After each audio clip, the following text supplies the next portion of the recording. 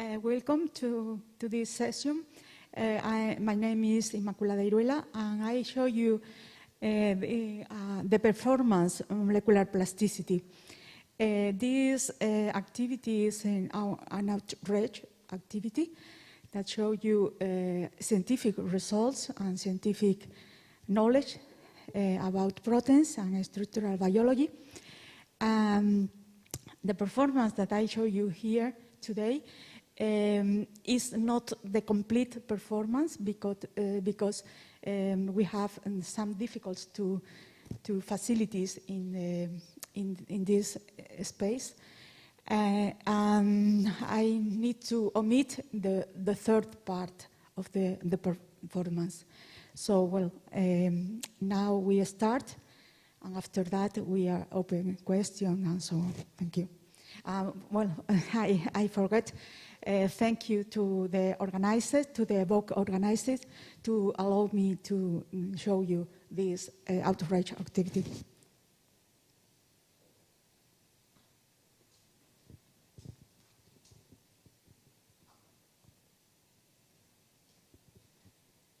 ¿Alguna vez sientes o has sentido que no encajas por ser diferente?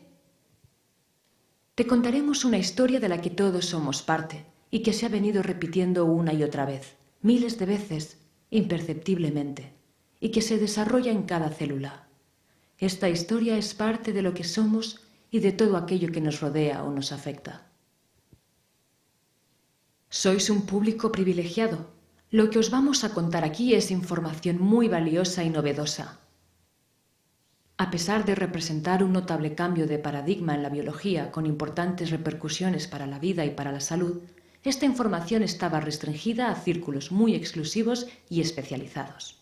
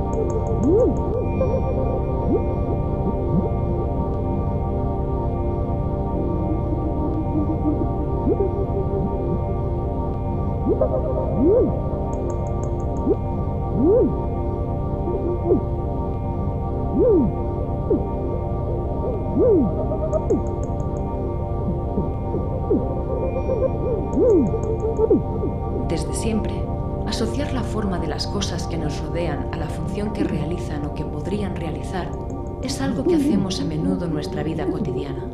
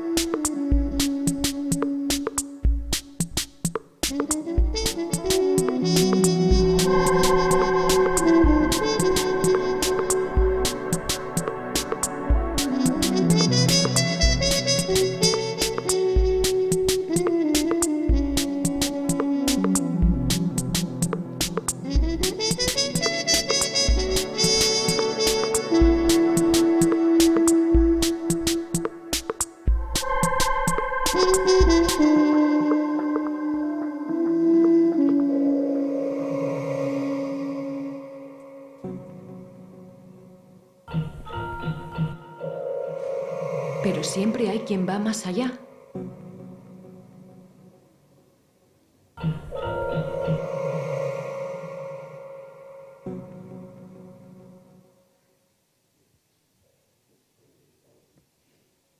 A la dimensión molecular de las proteínas.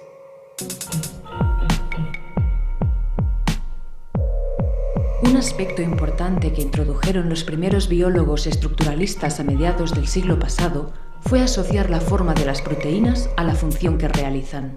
Por ejemplo, la mioglobina es responsable de llevar oxígeno a los músculos, indispensable para su eficaz funcionamiento. De manera similar, las proteínas, según su estructura, realizan una función u otra en la célula, como por ejemplo el fibrinógeno, responsable de la acción de estirar y contraer los músculos.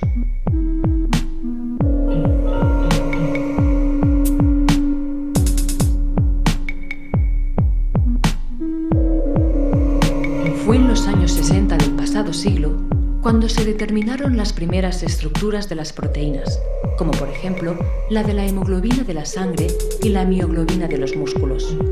Desde entonces, el conocimiento de las estructuras de las proteínas ha sido imparable.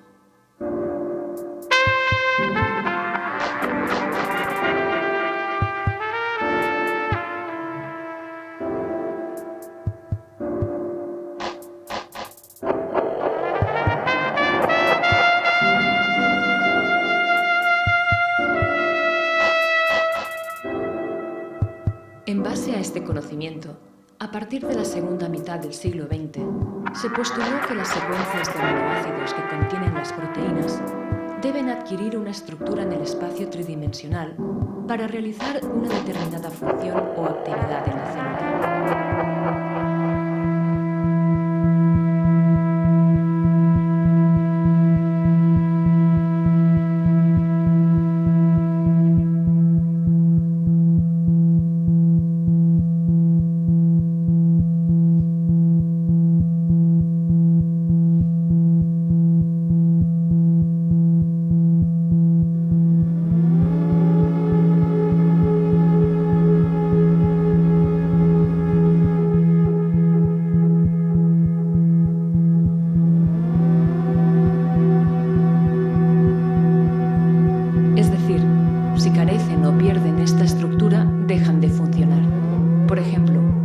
músculos pierden fuerza y su capacidad de tensarse si el fibrinógeno no tiene una estructura correcta.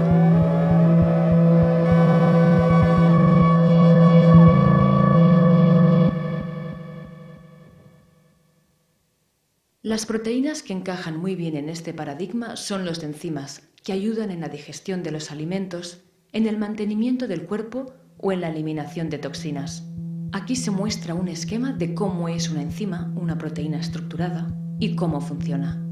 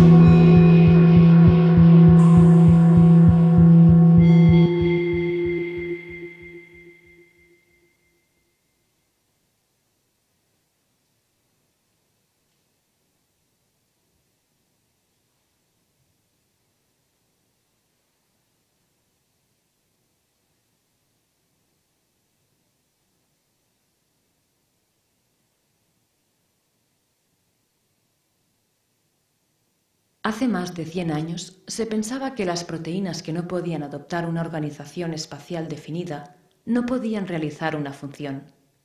De hecho, en la mayoría de los enzimas se pensaba que el sustrato se une al sitio activo de la enzima de una forma definida, como una llave a una cerradura. Sin embargo, esta idea es una simplificación, incluso en los enzimas. La unión del sustrato al sitio activo conlleva cierta flexibilidad, cambios sutiles que permiten que ambas piezas, enzima y sustrato, encajen perfectamente. Por lo tanto, la realidad estructural y funcional de las proteínas es más compleja de lo que se pensaba.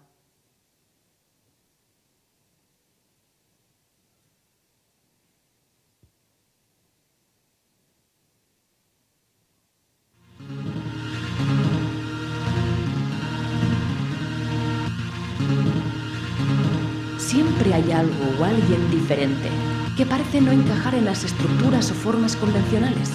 Algo o alguien fuera de lo normal que muchas veces cometemos el error de aislar, apartar y hasta descartar o discriminar solo por el hecho de ser diferente. En el caso de la biología molecular, hay proteínas que carecen de una estructura 3D definida, lo que les hace ser reconocidas en la célula de una forma poco precisa.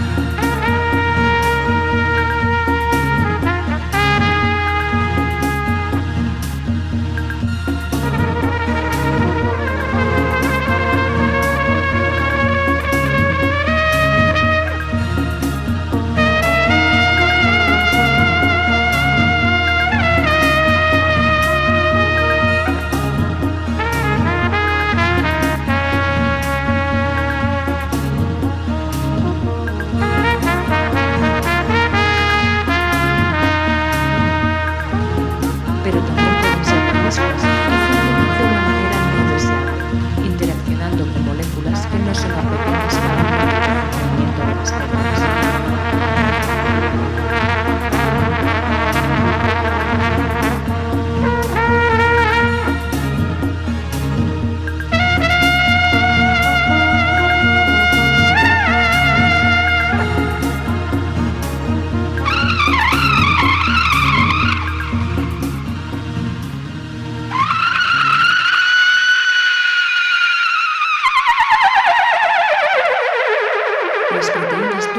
Pueden tener un contenido variable de regiones flexibles, pudiéndose establecer todo un espectro de posibilidades, desde las rígidas con una estructura muy bien definida hasta las que carecen completamente de estructura.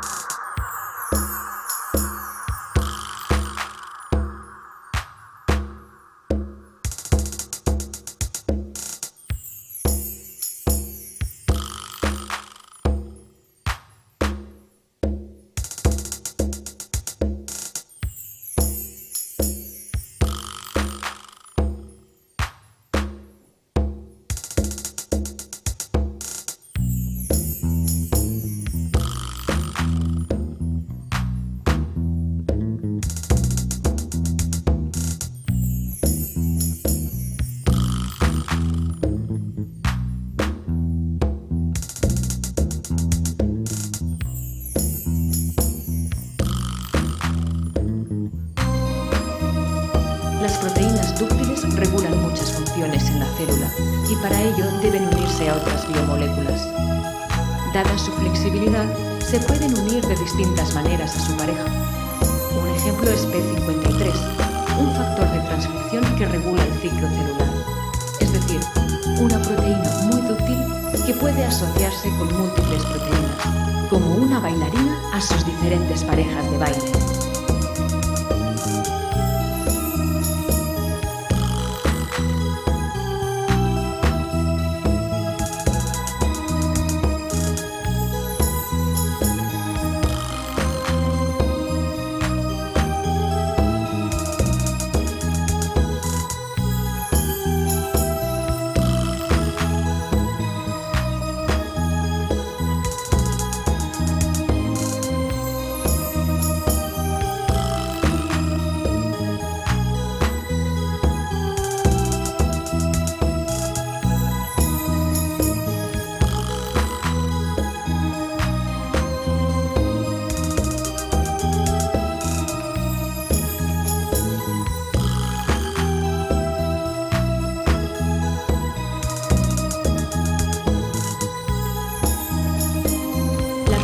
Dúctiles proporcionan versatilidad a las proteínas y facilitan el reconocimiento molecular, que es esencial en cualquier proceso biológico. Los mecanismos de reconocimiento permiten que las proteínas interactúen con diferentes biomoléculas, que bien pueden activarlas o desactivarlas, como puede funcionar un interruptor, o acompañarlas en su viaje a través de la célula, o bien estabilizarlas o ayudarlas a adoptar una estructura definida, etc. Las proteínas sinucleínas pertenecen a una gran familia de proteínas, sinucleins, que regulan la actividad celular en los animales vertebrados. Detectar y comprender la agregación de estas proteínas nos permite entender su relación con enfermedades como el Parkinson o ciertos tipos de cáncer. Las sinucleínas no se han descrito fuera de los vertebrados, pero cuentan con similitudes con las proteínas LEA en plantas. A esta gran familia pertenecen las dehidranas, que protegen a las plantas del frío y la sequía. Quedaros con ellas, que las volveremos a ver.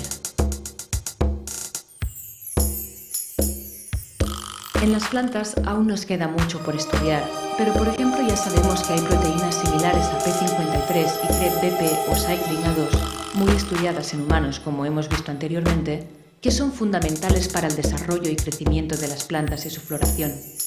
Esto muestra que importantes mecanismos de regulación en las células de todos los organismos son similares aunque haya pequeñas diferencias. Las proteínas pasan por estados sucesivos de completa estructuración y diferente grado de desestructuración, como las nubes en su movimiento. En algunas ocasiones, este desorden funcional es modulado u orquestado por alteraciones sutiles y transitorias en el ambiente de la célula, como cambios de temperatura, pH, exposición a la luz o por modificaciones puntuales en la estructura de las proteínas. Por tanto, hay importantes características de las proteínas que son influidas por factores externos. La estructura de las proteínas está sujeta tanto al ambiente celular como a las condiciones ambientales externas, como las nubes a los sutiles cambios atmosféricos. Cuestión esta de extrema relevancia en filosofía de la biología. Por tanto, el grado de flexibilidad o el carácter dúctil de las proteínas determina y hace posible su función. Por tanto, tienen una especial relevancia en establecer conexiones entre distintos procesos biológicos y establecer una compleja red de señalización interconectada, como la de las redes sociales.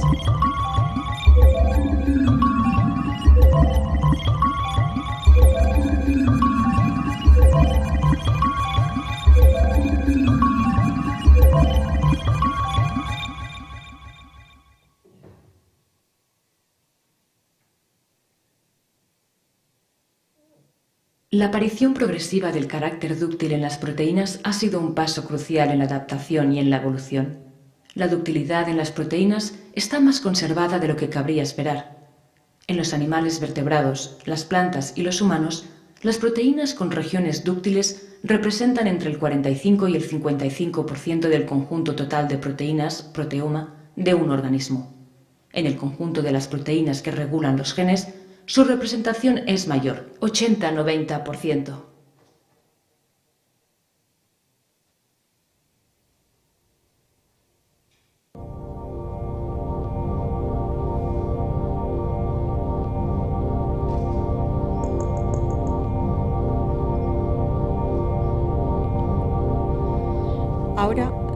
Now we show you the relevance of ductile proteins in COVID, in SARS-CoV-2, the virus that are in COVID-19.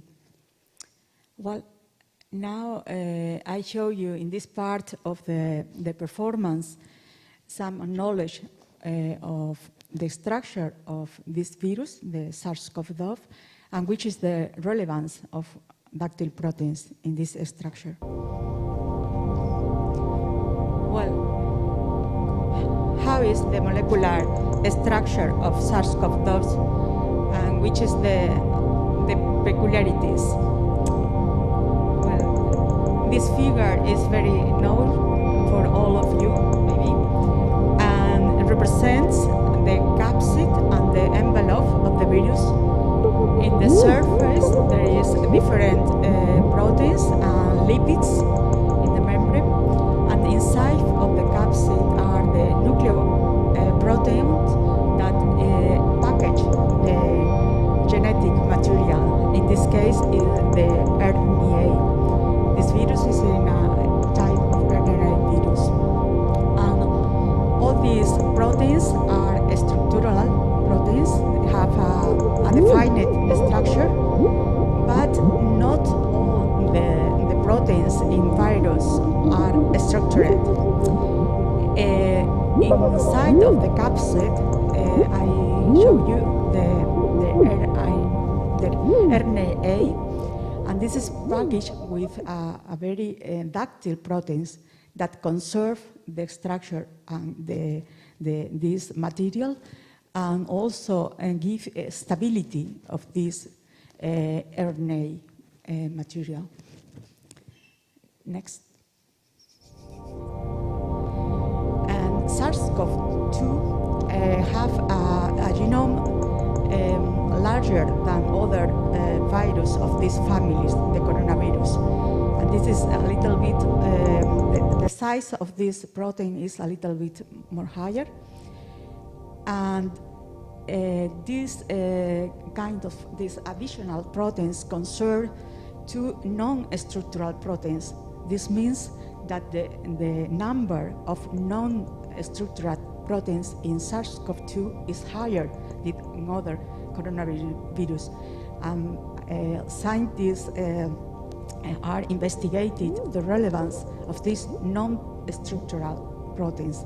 But this is very difficult because the flexibility is not a good property to study with classical biophysical techniques.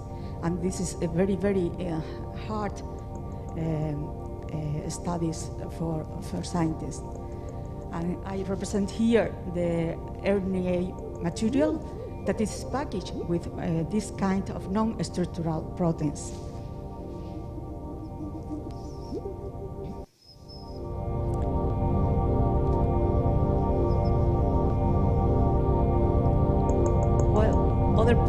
Other question is, what role do ductile regions play in virus infectivity? Well, the non-structural proteins are very relevant for infections and for virulence of all organisms. This is well known in bacteria, but also in virus. And here we show you the structure of the well-known spike protein. This is the most studied protein in this virus because all investigations are focused on understand how a spike protein connect with the host cell, the human cell, for infectivity. And this part of the protein, the spike protein, is flexible in this region. And most mutations, variants of the virus are concentrated in this part of the virus because then the evolution of SARS-CoV-2 concerns regarding to infectivity in this part of the protein because scientists are well known to know which amino acid in this part are mutated and which is the relevance to interact with the host cell in human. And this characteristic is peculiar in SARS-CoV-2 because the flexibility in this region is a little bit higher compared with other coronavirus. And for this reason, the most concern is that this virus is more infective than other coronavirus.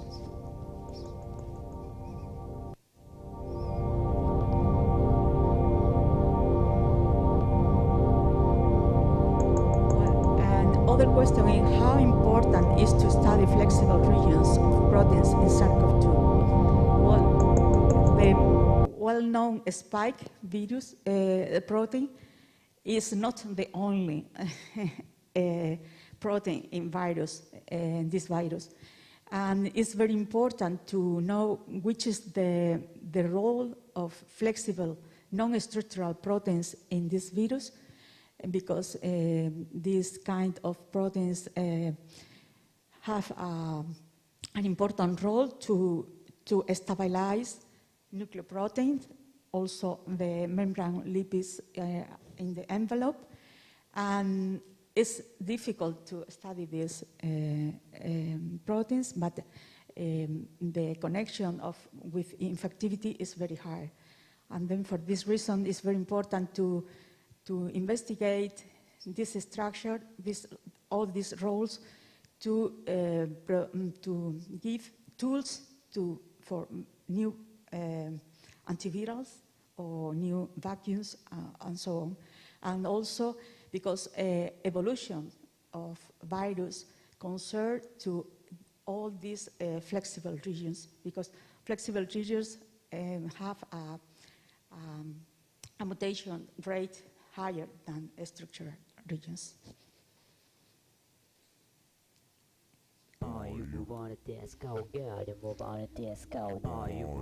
And then in this part, this is a metaphor that how virus are spread in the human population, and how we understand this spread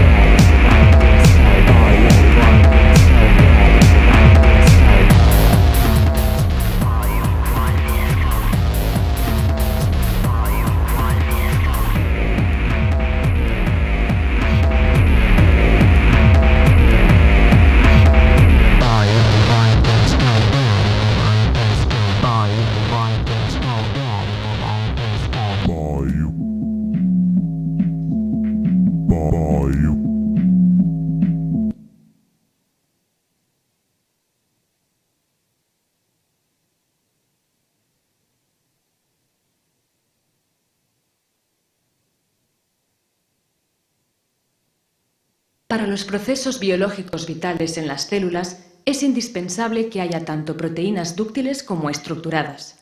Debido a la combinación e interacción de los elementos flexibles y los elementos estructurados en las proteínas, los organismos han evolucionado desde las bacterias, las plantas, hasta el Homo sapiens. Este enfoque no es sencillo. Las proteínas dúctiles en general presentan problemas críticos en su estudio con las herramientas que disponemos. Por ello, la comunidad científica está haciendo un gran esfuerzo en los últimos años para resolver estos retos. Las nuevas estrategias en el diseño de fármacos para terapias contra el cáncer, Parkinson, Alzheimer, el uso biotecnológico de las proteínas dúctiles en la medicina regenerativa, en el uso de vacunas, en los protocolos de purificación de proteínas, en la agricultura o tecnología de alimentos, en el diseño de nanopartículas o en el diseño de polímeros inspirados en ellas, son algunas de las ventanas que se abren a un prometedor y estimulante futuro. Podemos decir que la flexibilidad, la moldeabilidad o la plasticidad de la propia vida también se manifiestan en sus pequeños componentes. Por otro lado, el conocimiento de estas proteínas aporta una información muy valiosa sobre temas tan relevantes como el desarrollo de los organismos, la adaptación al medio ambiente, la evolución o el origen de ciertas enfermedades. No debemos asumir las irregularidades o diferencias como carencias. Por el contrario, debemos estar abiertos a estas particularidades para descubrir su potencial. Para los renos o los osos polares, la evolución culminará en el período glacial. Fue en las ciudades de Grecia donde culminó para cierto tipo de hombres. Y en el futuro, culminará en otras perfecciones si las criaturas vivas poseen ductilidad suficiente para adaptarse a las condiciones antes de que éstas desaparezcan.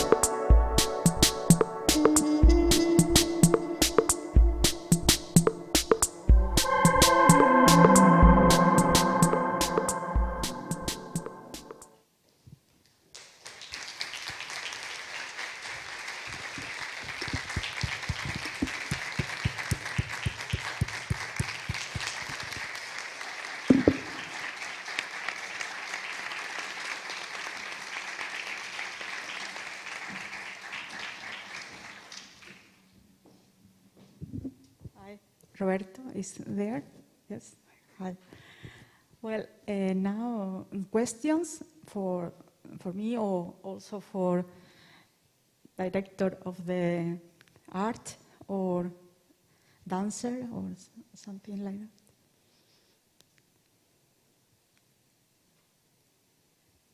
Yes.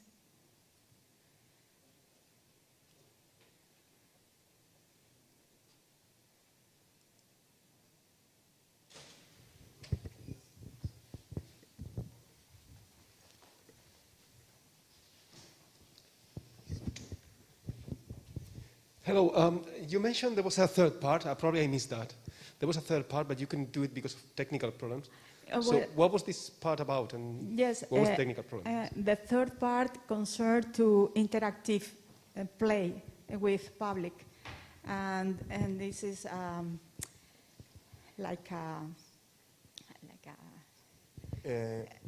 yes, this is an interactive play. And 6 members of the public go to the scenario to perform some conductor. Well, is related to which is the significance of structural, non-structural part of the protest. This is like a play with the public. And the space here is not so higher, and for this reason, difficulties to security and so on. It's only this. This is the explanation. Yeah, I will argue that mostly what we try to explain is like a more didactical part, so where they play even with the trecho, with the elements of the performance. So they are interactive balls. So they are the way they are constructing forms, forming the structures.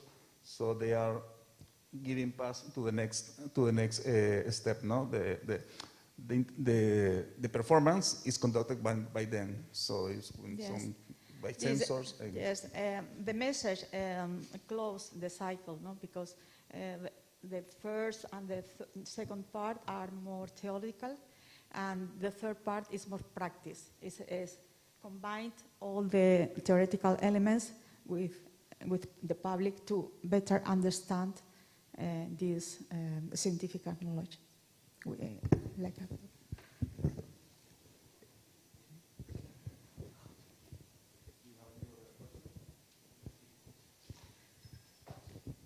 first of all, I want to thank for this performance, everybody who is involved. And my question would be to the performers. The question whether they had any biological background before, or if not, whether this project influenced the perception of life or biology, or what was the result of this collaboration? Well, yes. Well, I don't know, is one of the performers over there? Do we have them? They're celebrating right now, they are artists. No, the question is if in some way, de alguna manera, in some way they participate in this performance has an impact in your perception of science.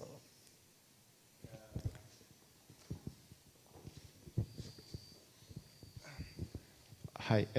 Yes, for sure. I learned a lot of things I don't know about the biomolecular science and how they adapt. So yes, was a way to learn about science. Yes. It makes you feel closer to science. It's make yes. And it make me feel in a way to communicate and learn. No, it's this interaction.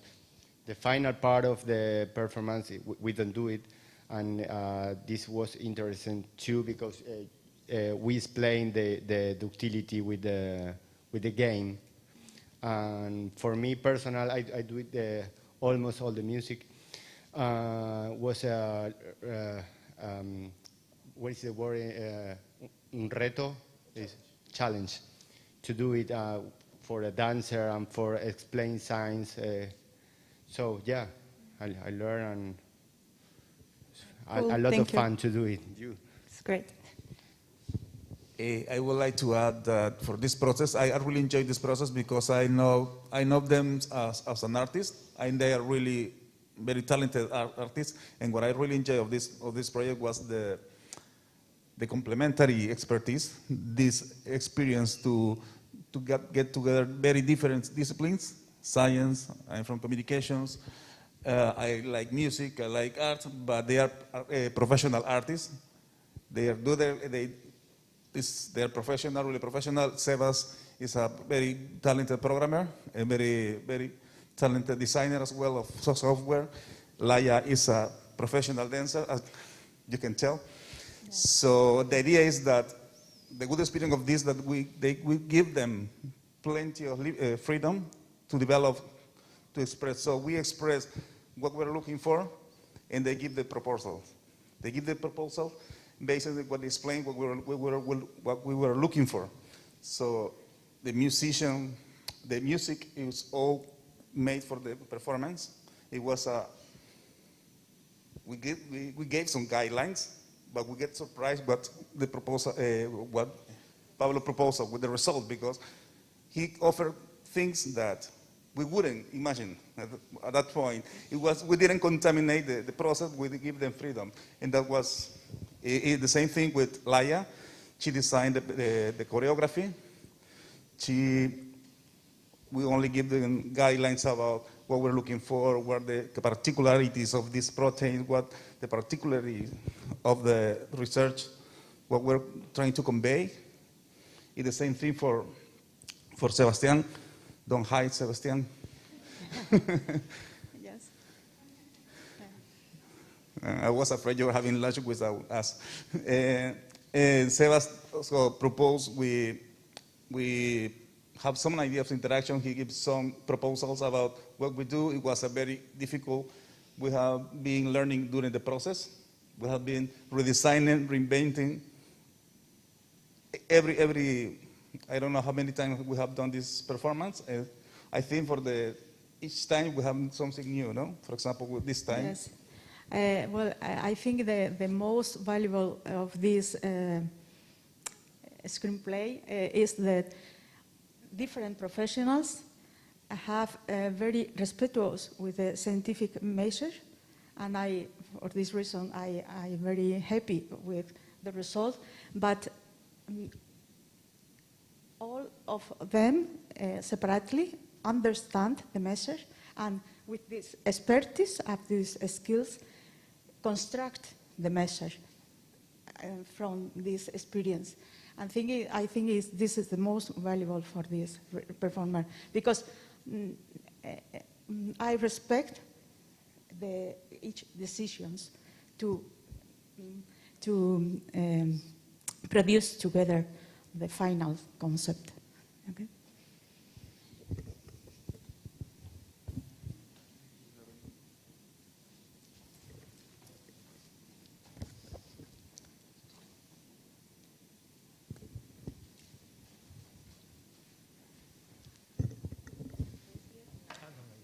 Okay, thanks. I liked it a lot. Thanks.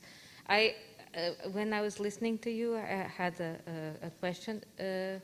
How did this start? You started because you had this message you wanted to convey. How did the idea start? Was it a message you wanted to convey about proteins, and you thought it would be wonderful to have it in a performance? How did this start going? Was the beginning? Well, the message, the final message, is to disseminate which is the structural biology, and which is the new concept of the importance of ductile regions and flexibility in proteins.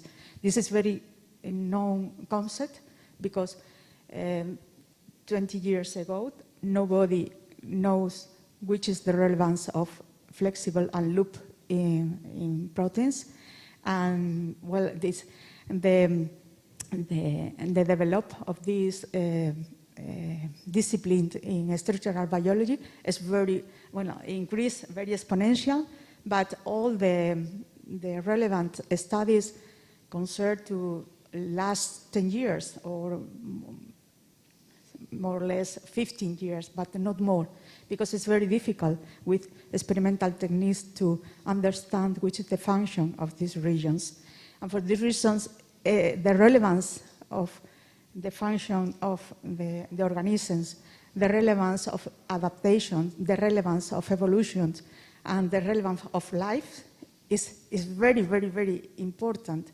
And for this reason is to communicate this relevance to the public, to students, and so on, because in the educational books are not described this, because most people, or most students have in mind the protein have a structure, a very compact structure, but this is not, if you contabilize the significance in the large proteomes is around 2%, 10%, no more. Okay, but the other possibilities are unknown.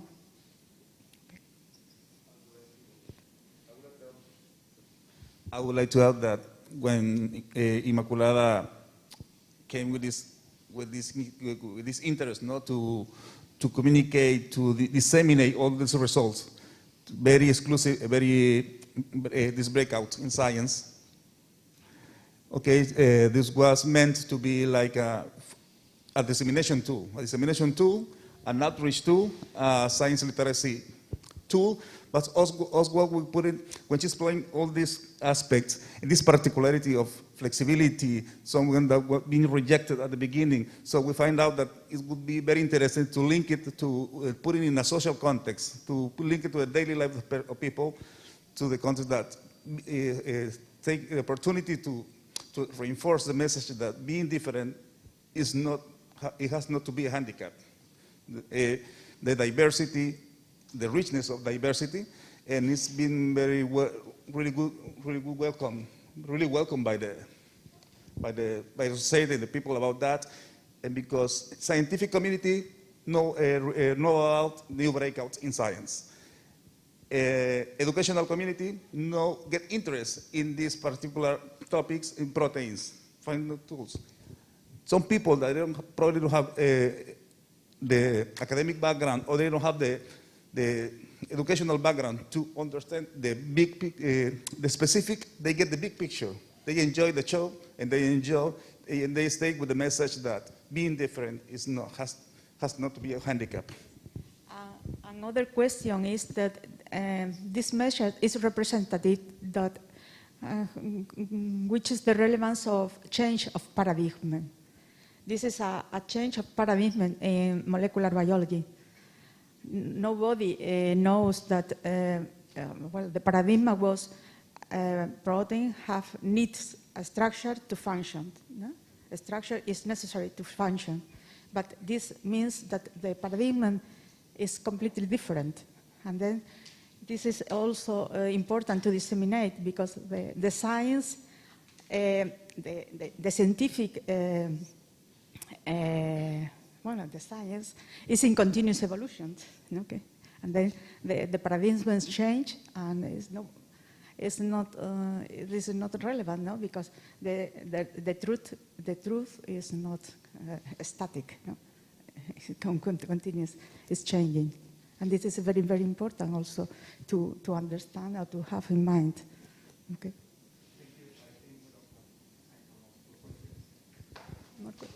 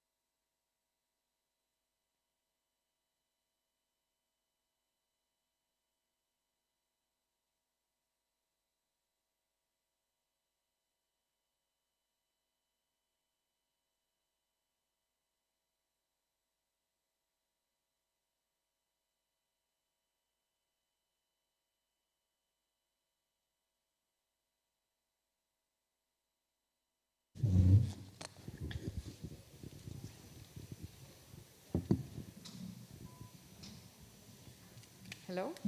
Can you hear me? Yes? Okay, good afternoon. Welcome everyone here and in the other rooms. I'm delighted to introduce the panel today that, as you may know, we are going to discuss about the importance of science literacy in evolution or in science in general during the COVID pandemics, how this helped us or didn't help us to face it better. And first, I would like to introduce the panel. Starting at the very far is Josep Corbella. He's a journalist in the newspaper La Vanguardia. Then we have Fernando Simón. He's an MD. He's an epidemiologist. And let me read the title because it's very long. He serves as a director of the Coordination Center for Health Alerts and Emergencies of the Ministry of Health. Then we have Fernando Gonzalez Candelas. He's a PhD, a scientist working in molecular epidemiology in Valencia. And finally, I'm going to chair this debate, and I'm Cristina Pujades. I'm a PhD as well, and I'm a scientist working in developmental neurobiology at the University Pompeu Fabra in Barcelona.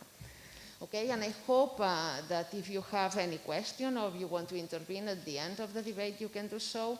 And I hope that we will get the best of ourselves and try to discuss interesting topics here. And just to start with and give you the floor very quickly, I think that I would like to stress that debate is devoted to the relevance of this scientific literacy in the response to the COVID pandemics. And I think that currently this is a very important debate according to what's happening these very same days around the world. And I would like to, if we can do so, we will start the debate mainly with big questions, and then we will narrow down these to more specific topics. And the first one is an open question for all of you, and you can elaborate as you like, and if you want to further describe yourself better than I did, you can do so as well. The idea is to discuss on how has the COVID crisis unveiled the lack of scientific literacy and specifically of evolution in society. Do you think that if societies or the citizenship had been better educated in these matters, things would have been different? The floor is yours. Whoever likes to start can do so. Thank you very much. Good afternoon, everybody. I think that you should make a difference between the people in government who make decisions and lay people.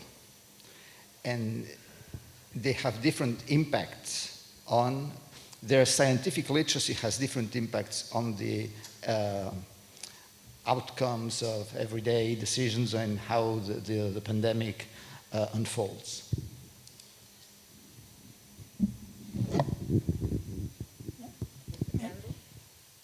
Well, to be honest, I don't know if everybody should know about everything. We are talking about a very specific issue. It's a virus, it's a new disease. Even people who is supposed to be very literate about virus and diseases didn't know anything about it. It took quite a lot of months, much less than for other diseases, of course, because information arrived very fast. But it took months for us to really understand many details about the virus. So I don't think that the lack of literacy about any specific topic means that the population is not literate. Still, it's true that we have to be able of explaining the key points for the population to understand what is going on, for them to make their own decisions about the protection measures or transmission control measures, or about, for instance, vaccinating or not vaccinating themselves. I don't think that literacy about specific topics is a key point. I tend to think much more about general education, general knowledge of the population able to adapt to new situations fast. Okay, so I think that the problem is not knowledge about specific topics, but quite lack of knowledge about how science works, how scientific progress actually is made. It is something very different to learn a lot about virus evolution, which is a quite a specific topic, which is in this case the one of the main problems, not only evolution, but the virus, but about how scientists need to gather information, process that information, interpret that information, and then come with advice, solutions, recommendations, which is usually too late for the demand that the situation requires. Once the pandemic is declared, there was a need to act. And very often we found as citizens that actions were taken quickly, and then they were kind of reversed because knowledge when knowledge was accrued, it was gathered enough information, then we realized that what we had been told to do was not the best thing to do. And now we are wearing masks, and a year ago or a few months earlier than that, nobody was wearing masks. And the virus is behaving exactly the same way now than it was at that time. But we thought that being a respiratory virus, the main way of transmission was to droplets and fomites that were laying on surfaces, and we had to wash our hands and avoid close contact. But we were not thinking about airborne transmission in full, which is probably the main way in which the virus is transmitted. So that leads to some kind of, let's say, contradictory view of what scientists, of how science proceeds, which is difficult to understand for many people. And I think that's the key point, that they don't understand, or most people don't understand how science works, even at the political level. I think that this is interesting because I'm sure that many of us that I'm not a virologist, although I'm a scientist. I did an intensive course in virology lately with this, and journalists did the same. And it's very interesting because now everybody, you go to a coffee shop and everybody's having a coffee and talking about mRNA, PCRs and things like that, which is very funny. But at the same time, what you unveiled is very interesting because how science works and how scientists work, that for us, truths are ephemeral in a way, no? It's like you don't have, the dogmas are there, but you have to challenge them. And how, in that regard, how do you think, how you, especially you two, that you had to face society in very different positions, how you face that, to explain that? Because, yeah, it's fantastic because we sequence the genome in nothing, no? In a couple of days. And we can do the analysis of each gene, because it's very small, we have to say so as well, no? But at the very same time, things change because it evolves, no, the situation. Can you explain a bit how you face all that? This is not an easy question. I don't think, it's not exactly that things change. What changes is knowledge of things. We've been learning through the pandemic, as Fernando said. It's true that this has to be coupled also what is feasible.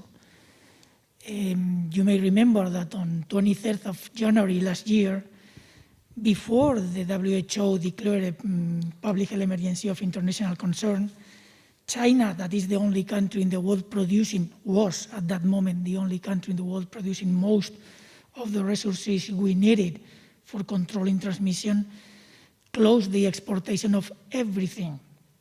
So the rest of the world, a part of China, had to live with the small stocks that were placed in very small places because the current world is not stocking anything anywhere. We have such a huge logistical structure all around the world that nobody is having stocks of anything. So during a while, it was really complicated to implement what could have been better control measures. We had to live with what we had, and we had to learn through the way how to start producing what we needed to produce. Now we are producing many things all over Europe, for instance, all over the world.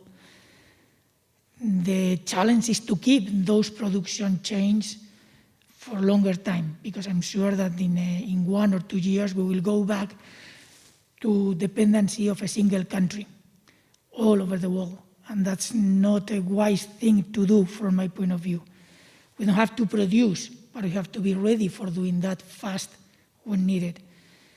The problem is the cost, and economy is economy, and it's not an easy thing to do. We learned to do things that we were not used to do in science. We had many vaccine prototypes. During a while, there were at least 150 prototypes of vaccine all over the world. At the end, only few of them came out to be more or less real.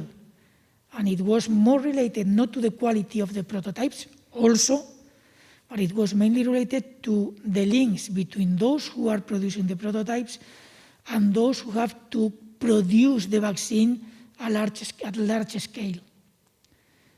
And those things were not very usual among scientists. Scientists try to be clean of everything, of business, of production, of enterprises. We try to do that. But at the end, we realize that we have to have close relationship with the industry. We have to start having relationship with them even before we start with the clinical trials for going faster in the mass production of the vaccines, for instance, and other therapeutics or whatever. And all this was learned, but we were learning in a field that we were not used even to think we had to. And I think that was an important issue to think. It's an important issue to reflect on. How are we going to do from now on? Will we keep on putting all the responsibility for production into one single country? We will be able of producing in the rest of the world somehow what we consider we may need to be used just time to time, once every 10, every 20, every 30 years, we don't know. Will the society accept the expenditure it will represent? That we don't know, but those are things that we have to think of from now on. Well, may I just add that we should not make the mistake of generalizing society and assume that everybody will behave equally and understand things equally. And we should not underestimate the ability of people to understand things when they are explained. This was an evolving situation from the beginning, and most people have absolutely the ability to understand that in an evolving situation, knowledge changes and decisions must be taken with the best knowledge you have at a specific moment, and that this knowledge may change, and this can be explained. And I think, for instance, Fernando Simón did an excellent job in explaining this from his job in the ministry. We tried to do the same in La Vanguardia, for instance. And going to the specific example of masks, this was not a situation in which we first said masks don't work, and then we said masks work. The problem in March 2020 with masks was a lack of supply. So masks had to be prioritized for those who needed them most. And that was the health personnel and people at high risk of complications. And that was the reason why masks were not recommended for everybody at the beginning. And we tried to explain that. And we did. And I think most people understood that. And when later on we said, well, masks, we have more knowledge now. We know more about aerosols, which we did not know at the beginning. And then we update our recommendations. And that can be understood by most people. Then there is a different problem, which is attention span, which means each specific person listens for a while to what interests them. Then, in the situation we were in spring 2020, there was a high attention towards every message that was said about the pandemic, about the coronavirus. Now we don't have that attention. Now it may be harder to get the right messages through the population because most people are really exhausted of the pandemic. They don't want to hear about it anymore. They don't want to hear about restrictions, and that makes it more difficult to transmit the messages, but that's our job. That's what we work for. And if we don't succeed at that, it's our mistake. But it's not the fact that people are ignorant or people are illiterate. I wanted to add something. From my personal perspective or experience, I do have seen a change in the way that I have been approached, especially by journalists, well, mainly science journalists, but not exclusively science journalists. And there is a big difference between both groups because, I mean, their background and their, in a sense, their goals are different, although they both want to transmit a clear message to their audience. So that's for sure. So there is a change depending on the epidemic situation, of course. I mean, since the very beginning, we were the first groups to obtain a complete sequence here in Spain. So the first questions were, and what can you do with a sequence of the virus? And you had to explain why it is important to do that. But then it was the problem of diagnostics and what about PCRs and how you do a PCR and things like that, which is not my main field. And now we have come to variants, mutations, and the spread of new variants and what's going to happen. And then they want, in general, to give an idea of how it is going to evolve. That's something that such a small organism should be easy to forecast how it is going to be. And in fact, it is not, and we have seen it time and time. So along this more than a year and a half,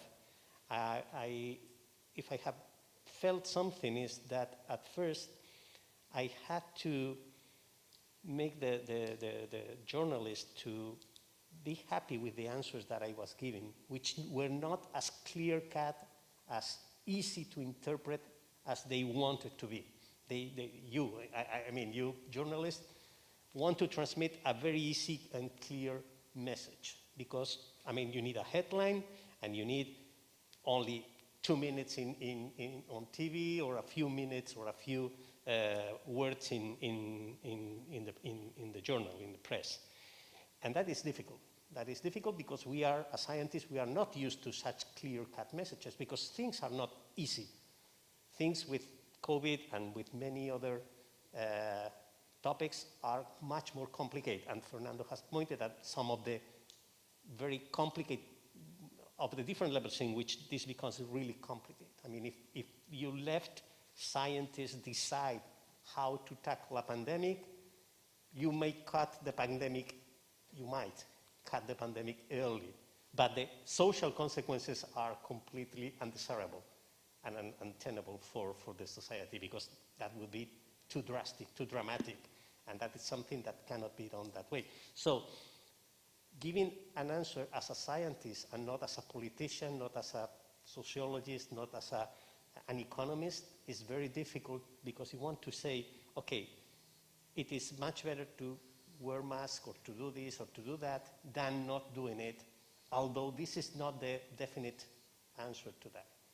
That is something that I tried to do while I was being interviewed, and it's something that has gone changing little by little through time. Now, the questions that I receive are much more specific. They no longer want that kind of easy answers, and I think that it's something that you, as a group, have also learned to do through this time of the pandemics.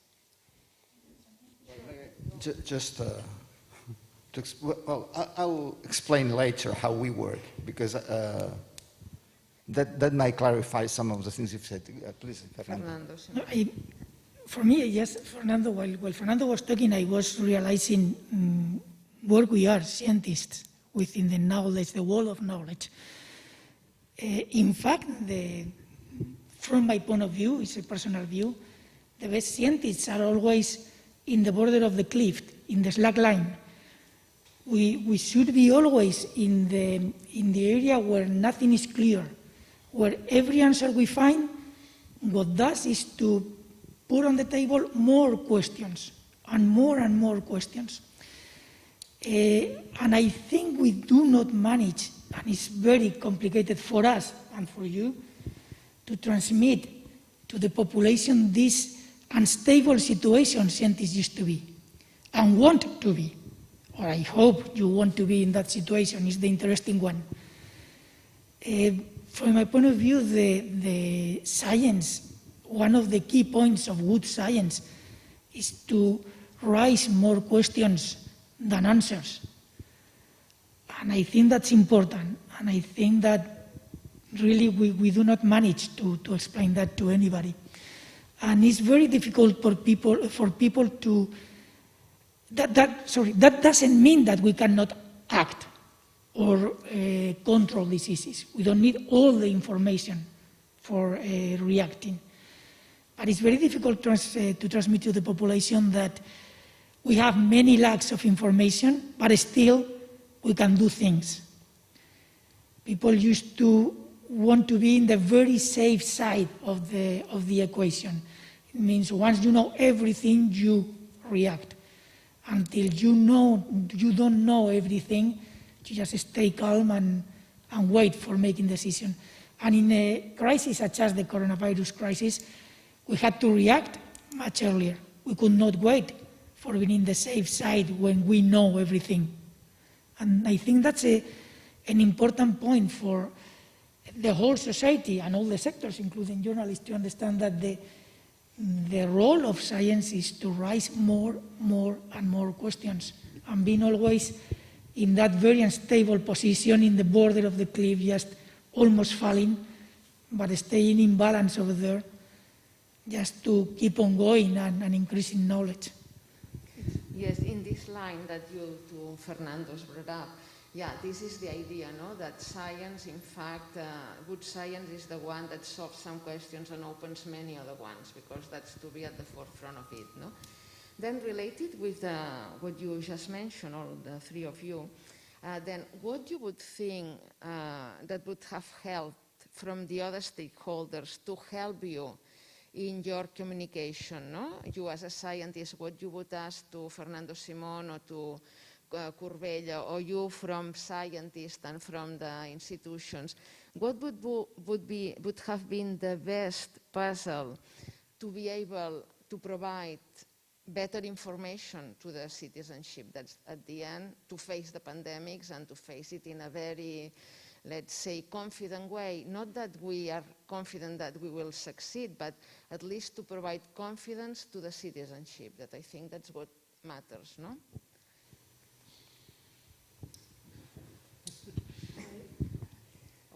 Fernando, yes, go ahead. To my right, the first one. Well, I'm gonna tell you how, just as an illustration. Everybody was talking at the end of last year about the Alpha variant, the B117, if I'm not wrong, was the B117, the British variant, the very famous British variant. It started increasing in the UK, not in the whole of the UK, but in the south east, mainly around London, by the beginning of November. And little by little, in the next 2 months, more or less, it started occupying most of the space in the UK. At the same time, in the UK, there was a relaxation of many control measures. Just at the same time, by the beginning of November. And at the same time, there were some events in that area, in London and surroundings. If I'm not wrong, I know at least the Guy Fawkes. Is there any British here? Is it said Guy Fawkes? Is the guy from for the film of V of Vendetta? Do you know that film? Well, that guy was the guy who put the bomb in the parliament and was then killed, etc. It's a very important. I don't know. It's a very important day in London with many parties, etc. A lot of social life at that time. It means altogether made that Alpha variant start being the most important in the UK. It was more transmissible, okay? It was not that much more severe, but the increase in the presence of this variant all over London, over England, was because of the introduction of the variant or because of the relaxation of control measures and the mass gatherings because of the festivities? Or both. Or both.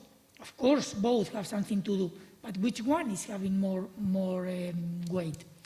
In Spain, the beginning of the taking over of the Alpha variant start happening before we start increasing. Then we start increasing and we start decreasing trend, a very fast decreasing trend, when the presence of the Alpha variant was not yet even 40 or 45% of all variants isolated in Spain. And when it was at 100% or almost 100%, we were in a very low level of incidence.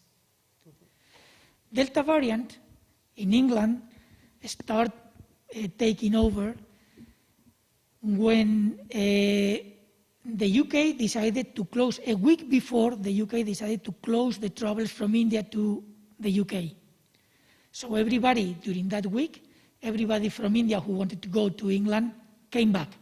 Thousands and thousands of people, many of them infected, who went to areas that so far had been kind of slightly spared of the epidemic in the UK, with lower vaccination rates, with families bigger and more crowded houses or households, with social behavior much more prone to coronavirus transmission. And during that period, with all those conditionants, the Delta variant started increasing in the UK. When the Delta variant arrived to Spain and started taking part of the space, Spain was still decreasing and kept on decreasing for at least 4 or 5 weeks once the Delta variant started taking over in Spain. In Spain, the incidence started increasing when we had already close to 50% of the space taken by Delta variant, close to 50%, but 2 weeks after the travels to the teenagers' travels after the end of the school and after the end of the university year, when all of them gathered in 4 or 5 places in Spain, and there was a transmission that nobody thought about. There was a specific place where gathered together close to 10,000 youngsters, and 4,500, almost 50%, got infected and went back home. And it happened in 4 or 5 places all over Spain. Then we started increasing. And when the Delta variant was 70%, we started decreasing.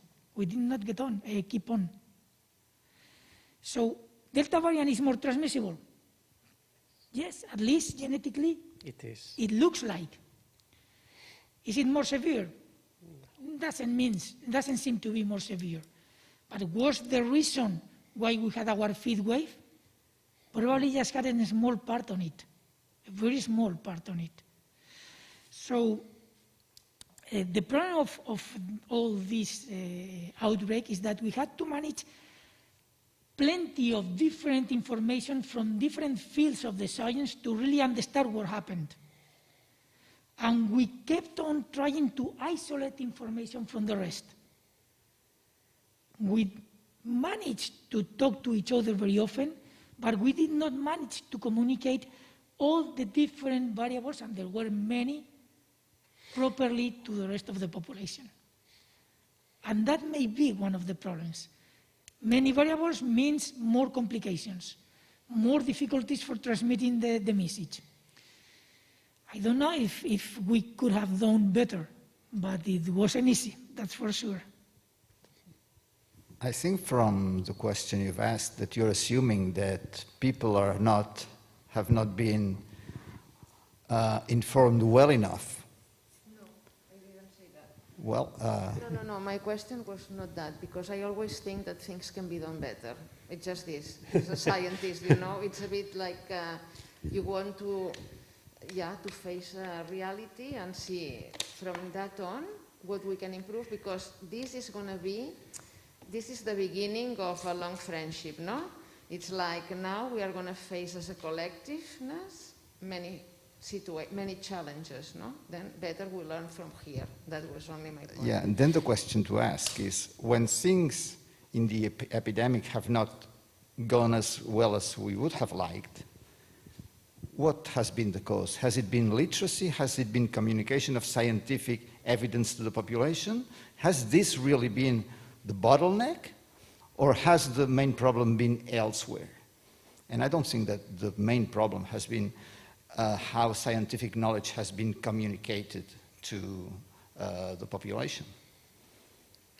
I think that, first, you cannot communicate a knowledge that you don't have, that you will have 6 months later, but you don't have it at the moment you are trying to communicate it. So it's impossible to communicate what is happening really when we don't know what is happening. You have to be able to communicate the uncertainties. What is known, what is not known? What are the known unknowns? And then you are missing the unknown unknowns. And then when you look back 6 months later, you say, well, we didn't do it well enough. Well, we couldn't have done it any other way. Then if people, I mean lay people, had been, if we had multiplied the avalanche of information that we have been pouring over them, would that have changed anything in the course of the epidemic? Probably not. Now, a different thing is, that's what I was referring to at the beginning, at the government level, and I don't mean Spain specifically or any other country, when governments take decisions, they must be evidence-based. They should be evidence-based. And here, literacy matters. But that's different from literacy of lay people. Now I give you the, we will come here because it's something I would like as well to discuss. Yeah, but just to say something, I think that politicians in many countries are chosen, and it's a kind of reflection of the society. Yeah? But anyway, Fernando. Yes, I agree with Mark that it is not scientific literacy or scientific communication which might have both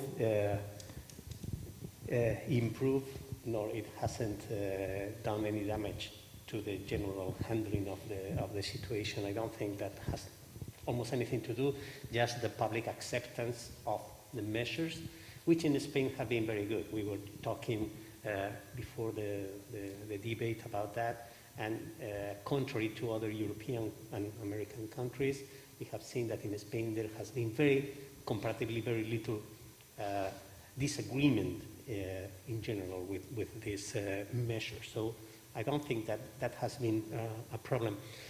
I see some points that I think could be discussed. First of all, science is not monolithic. Not just because of the different realms of science, but because science is made by scientists. And scientists are persons, and persons have ideas, ideologies, biases. Some have agendas as well. And that's something that, for the public perception, remains hidden. They think about science like a big entity which is immaculate, it is perfect, it has the truth behind it. And there is no room for disagreement, for instance. That leads also to the way in which governments or the corresponding agency politicians ask for help for science. There are scientific committees. In fact, for COVID, there was a scientific committee with 12 people, about 9 people, of some fields, but not all scientific fields which were relevant to understand.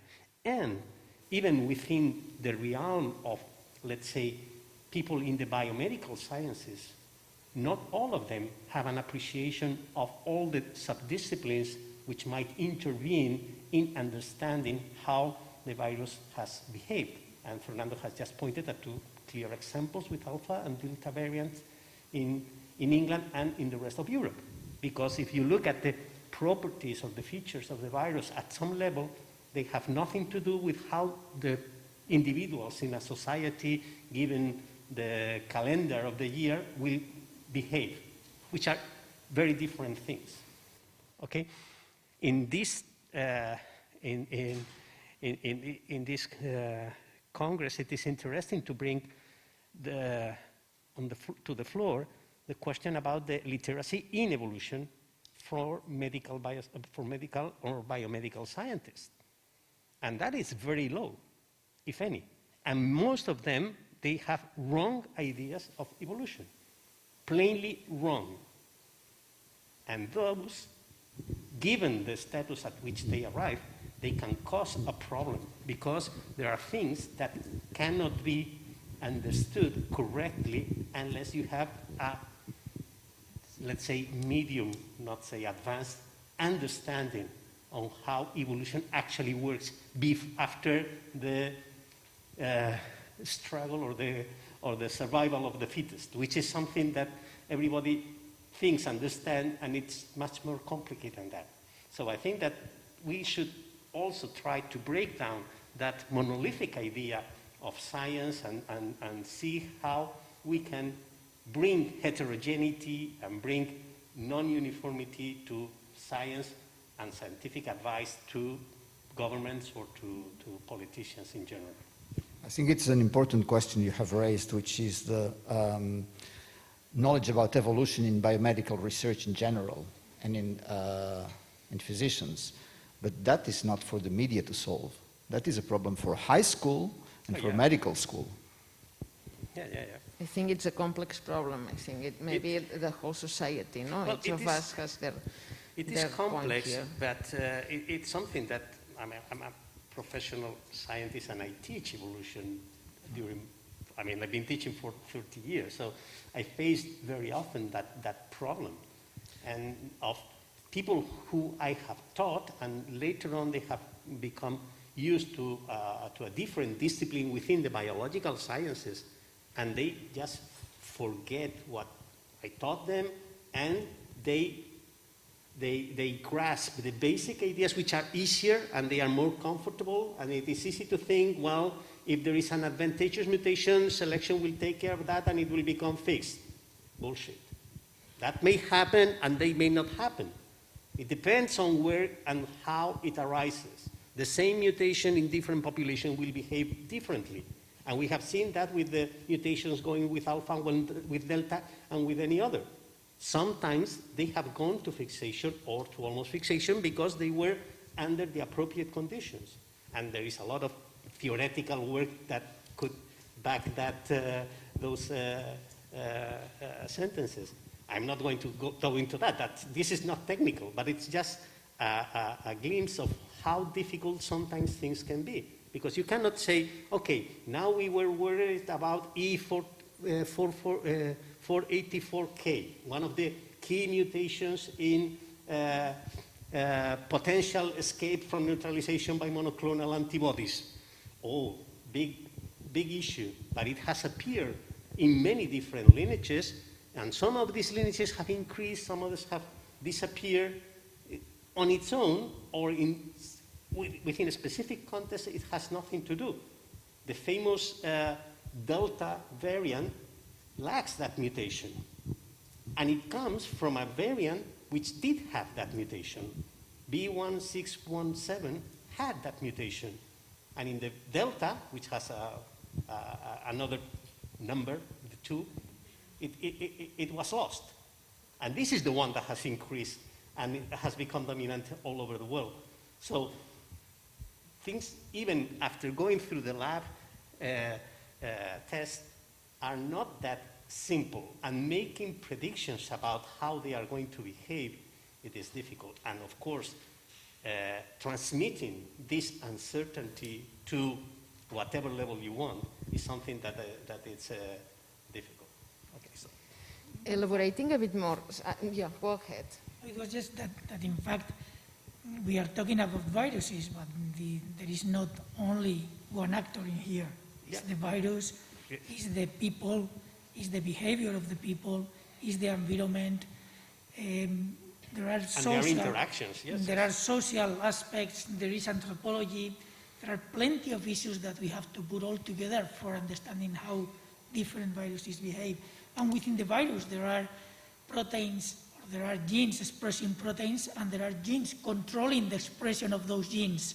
So we have plenty of things to understand yet, because not everything is known. It's much fancier to understand the genes producing proteins than those controlling those genes. So scientists tend to go to find genes producing than genes controlling. And we still lack information about those controlling, why this gene is expressing and why this is not expressing. Is it because of the virus? Is it because of the host? There are plenty of issues in the middle that we do not really understand. And then all the rest. As you mentioned, why in some moments the population behaved properly or didn't. I think that's just a social anthropology issues we have to include within the communication. From my point of view, it's just a pressure valve. People every few months need to relax. You cannot be under control your whole life, or you cannot be under control a year, almost 2 years now. And we have to understand that, and we have to understand that our population will have this variation in their behavior for applying control measures. We don't have to blame anybody. Society is like that. We are like that. We all are like that. So we have to understand that there will be some periods of less observance of compliance or compliance with the measures. And the issue is trying that those periods of not compliance will have as less impact as possible in the evolution of the epidemic. And that's not easy. That's not easy to control. Yes, elaborating a bit more in this, the communication, I'm surprised because I guess it's a matter of age, sorry, but you didn't talk about social media. And the point is that social media that mainly younger people than us most probably use regularly, they provide a lot of misinformation. No? My point was a bit in the previous question, a bit like that, no? How we can face that, not only from classical media, newspapers, or I don't know, The Economist, or any of these well-contrasted media, but mainly what we can do, no? From the different parts, from the scientific part, administration, or even from the classical media, how to contrast, because talking precisely about evolution and in the United States, we know what happens there, no, as well. Yeah. It's maybe the paradigm, if you want. I think that there is a big problem with that, because social communication and networks of whatever, Twitter, Facebook, and so on, are very effective in bringing messages, but not always the right messages. And we were talking about how people gather into relatively closed society, closed networks of interactions, and they have a lot of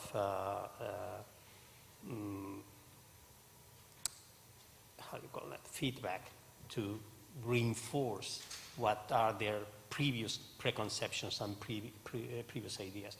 And this is very relevant in the case of COVID, with negationists and with anti-vaccine movements and so on and so on.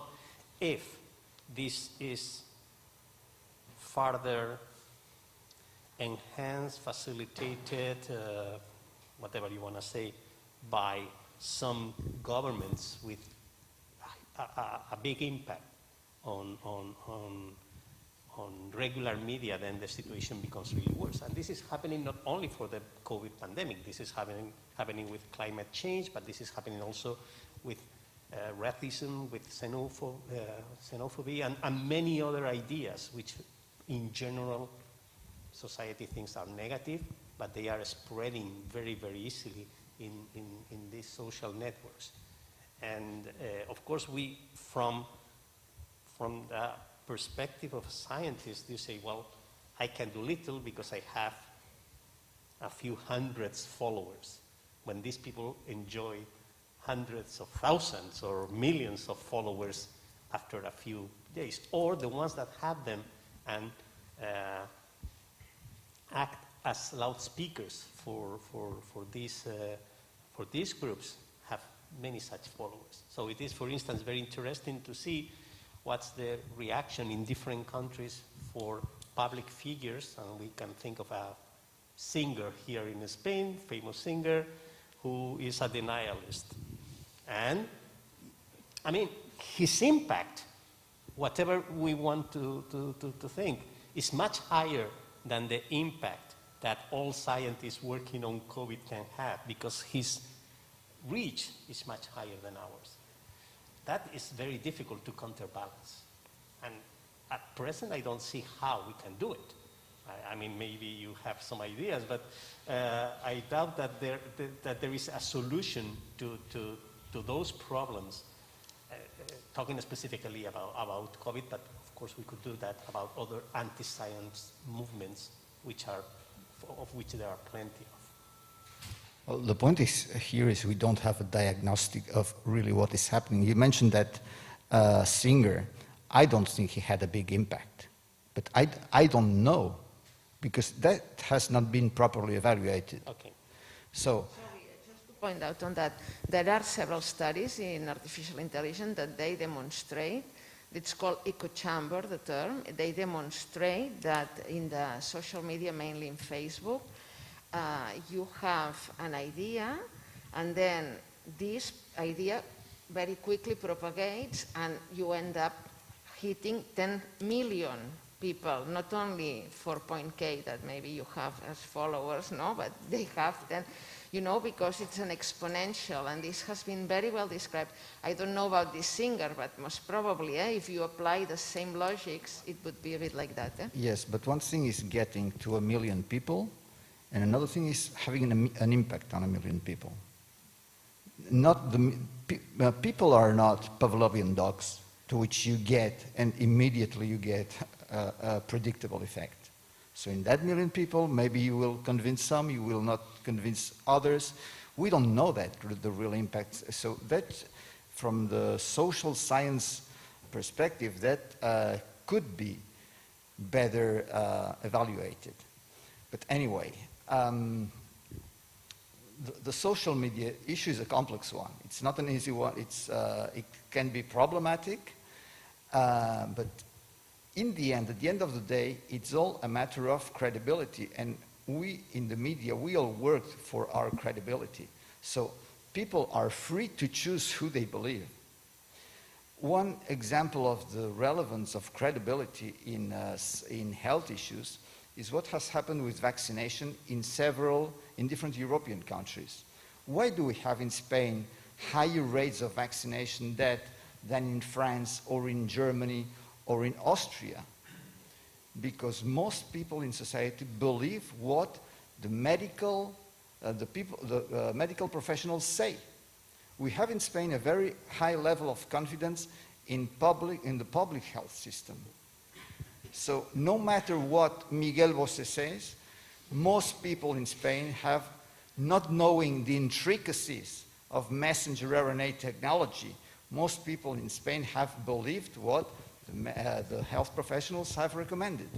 What happens in France? It's very interesting, France. In France, you don't have this level of consensus, and one physician can say one thing, and then you have Dr. Raoul who says another thing, and he says, well, give, what was it, dexamethasone, I think it was, that should have worked, or no, it was hydrochloroquine, before he had any data. Or in German-speaking countries in Central Europe, there is a much more distrust of what the medical professionals say. And what happens there? You have lower levels of vaccination. So that has an impact, and the impact is in credibility. So the whole issue with social media boils down to this: who people believe and why. And then that is the level the field in which we play, because there is an alternative, which would be to regulate it.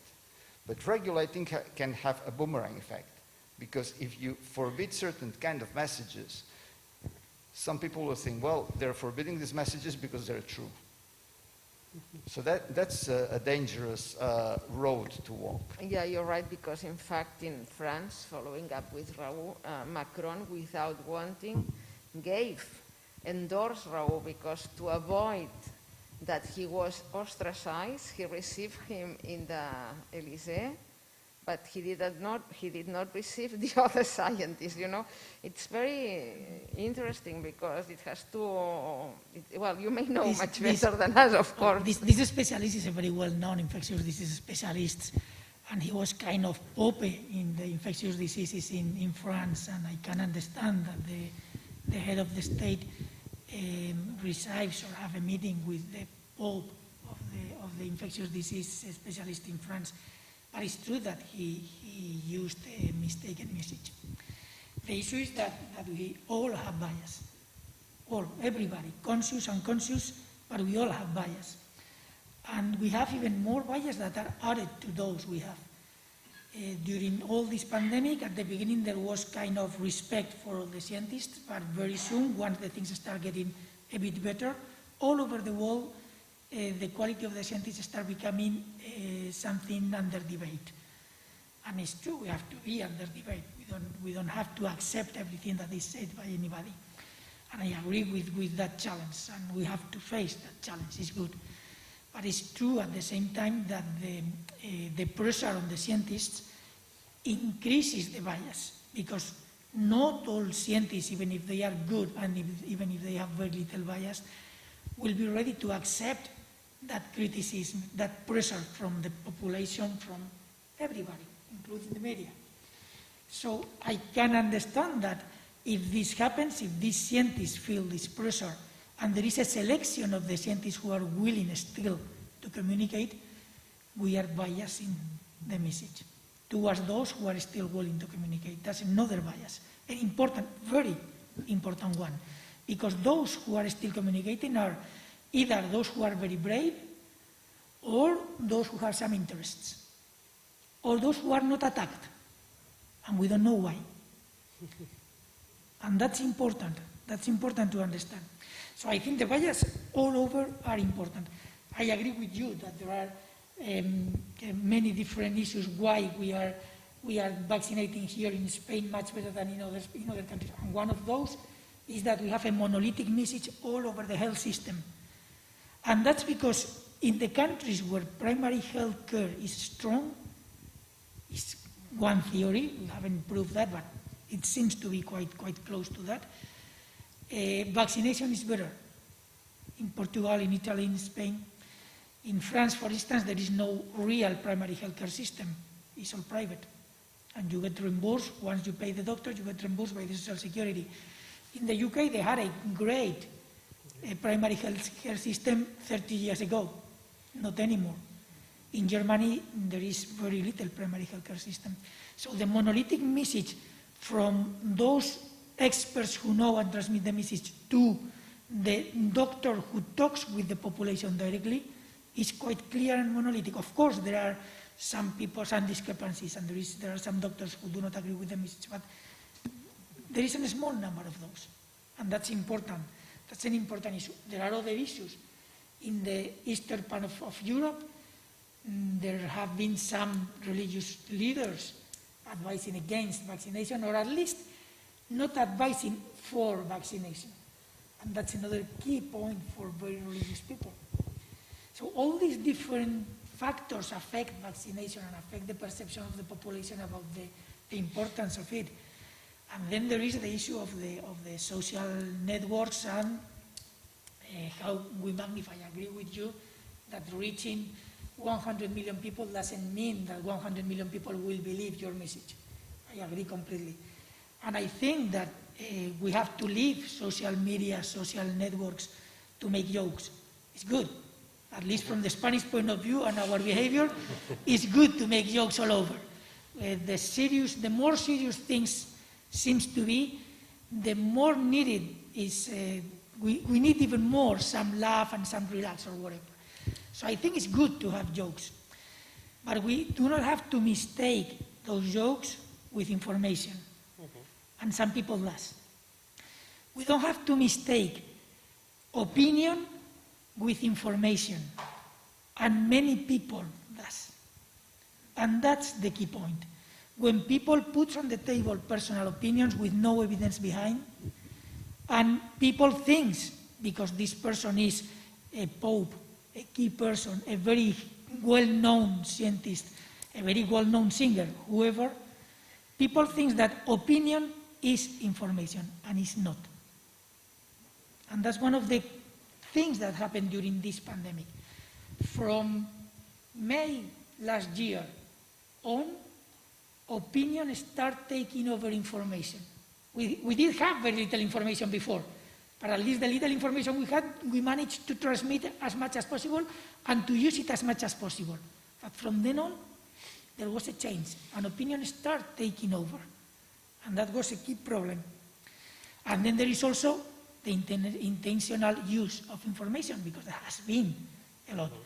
There is a lot of people who have interests, and they manipulate information and they use information for other reasons than for controlling the transmission of the disease.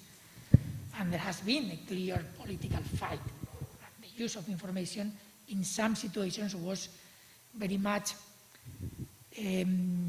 misleading, malintentionally used, whatever.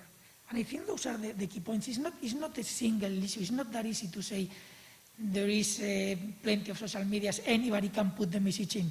People is not stupid. I think most people understand properly. But it's true that you may still reach some niche of population, some groups of population who will believe, because they may not have the critical thinking about that specific issue. And that happens with the vaccines, that happens with the evolution of the disease, that has happened all over the pandemic. And that has been a pity from my point of view. In fact, yeah, this was one idea, because I read something that was quite interesting. This, in my opinion, it was quite interesting, is that the former Minister of Health in Spain, Salvador Illa, to be able to reach to a layer of population that were very young, he contacted an influencer, well, or you did contact an influencer, and I thought, wow, that's because, of course, people who watch news are not these people, no?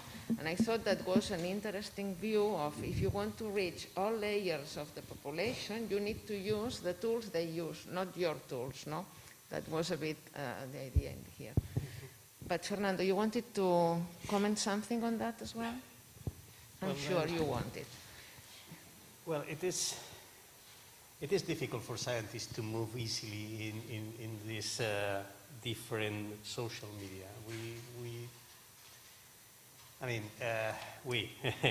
That is also a miscolor, because we is normally I and a few of my colleagues, and that's the we.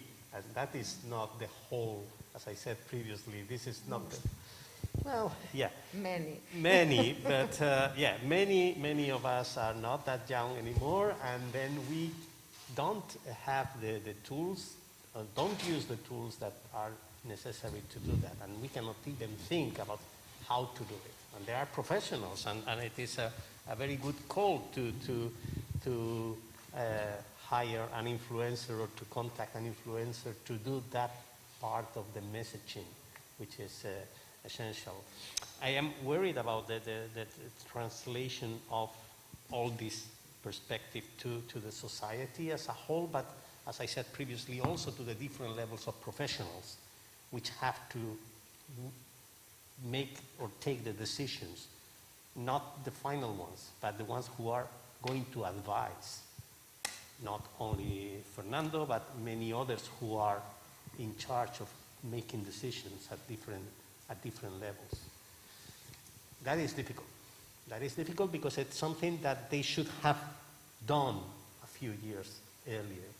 And it's something that cannot be changed from today for tomorrow or the day after tomorrow. Excuse me, who are you thinking of? Pardon? Who are you thinking of? Well, for instance, if I'm talking about evolution, I am very clear. There should be evolution should be taught in biomedical schools, for instance. And there is no understanding of evolution whatsoever for most, if not say all, biomedical students, because they are not exposed to it.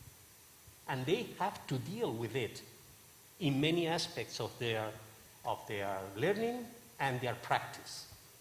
I mean, there is a subdiscipline which is called evolutionary medicine or Darwinian medicine, which a few rare people practice, and there is a society, international society for that.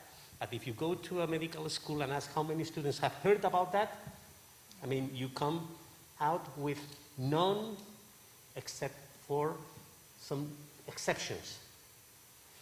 Probably because one of their teachers is knowledgeable about that and has taught them something. But for most, Fernando probably in Zaragoza, you study medicine in Zaragoza, probably there is no understanding of evolution, I mean, teaching of evolution. I don't say there is no understanding, but not at the level that later on is necessary. For instance, there is a big misunderstanding about the power of natural selection. Natural selection is capable of achieving anything for most people, and that is not true. And you have to understand what are the limitations of a powerful force such as natural selection to later translate that into interpretation of what's going on with antimicrobial resistance or with the spread of a virus or with some diseases that have to do with how your body reacts to environmental or developmental conditions. That's the point where I mean, reaching to the general to the society in general is something that has to do more with general education, and that would be the realm of what I said earlier, to make them understand how science works, not how every different type of science is actually working, but how science in general works. I think that would be very interesting to say, that to counteract that, assert that scientists don't agree. They are always discussing. They always have different views. That's good. And of course, it is good, but it is used as an argument as to say, I don't believe them because they don't give me one answer, so if they cannot get to an agreement, then they are not right. I want a simple, clear truth. You get that usually in religion. And then they replace what should be approached from a scientific point of view for a religious point of view, because that's much easier, it's much more comfortable. You get the answer, you have nothing to think about. Whereas if you have to think about how science is improving knowledge or is increasing its knowledge, it is back and forth. Theory is challenged by new information. We dismiss theories regularly or quite often, especially in fields which are at the forefront of scientific advancement. Because experiments are imperfect, because when we want to publish something, it is much easier to sell and to get it published if it's a new discovery than it is just confirmation. So we are always trying to push a little bit more. But then things calm down. One thing that we have not brought here, but it's in the media, I think has had a big impact, is preprint servers and how journalists and other people are using preprint servers, which are not meant to make it for the general public.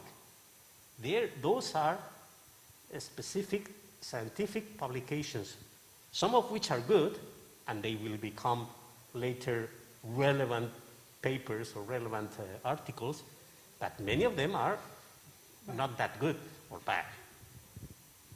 And it is difficult to tear apart one from another. It requires an specialist knowledge to understand whether that conclusion is valid or not. And that's something that is not to the reach of non-specialists, because even specialists can have a hard time telling one from the other. Another thing is that once a manuscript goes to press and it's published, it is not over. Whatever shows in a journal is exposed to further criticism, to further verification, all lifelong. And sometimes it takes years until a discovery or a theory or something taken as a fact is refuted because someone has found that it doesn't fit. And they have tried to repeat the experiments, and after some time, they realize that what was in there is not true. With transmission of aerosols, there has been a lot of words about that, essentially because aerosols are connected to miasma theories about transmission of disease by air through the miasma theory in the 19th century, which was something that microbiology fought a lot to disprove correctly at that time. But that does not mean that there are no diseases transmitted by air, which is something different.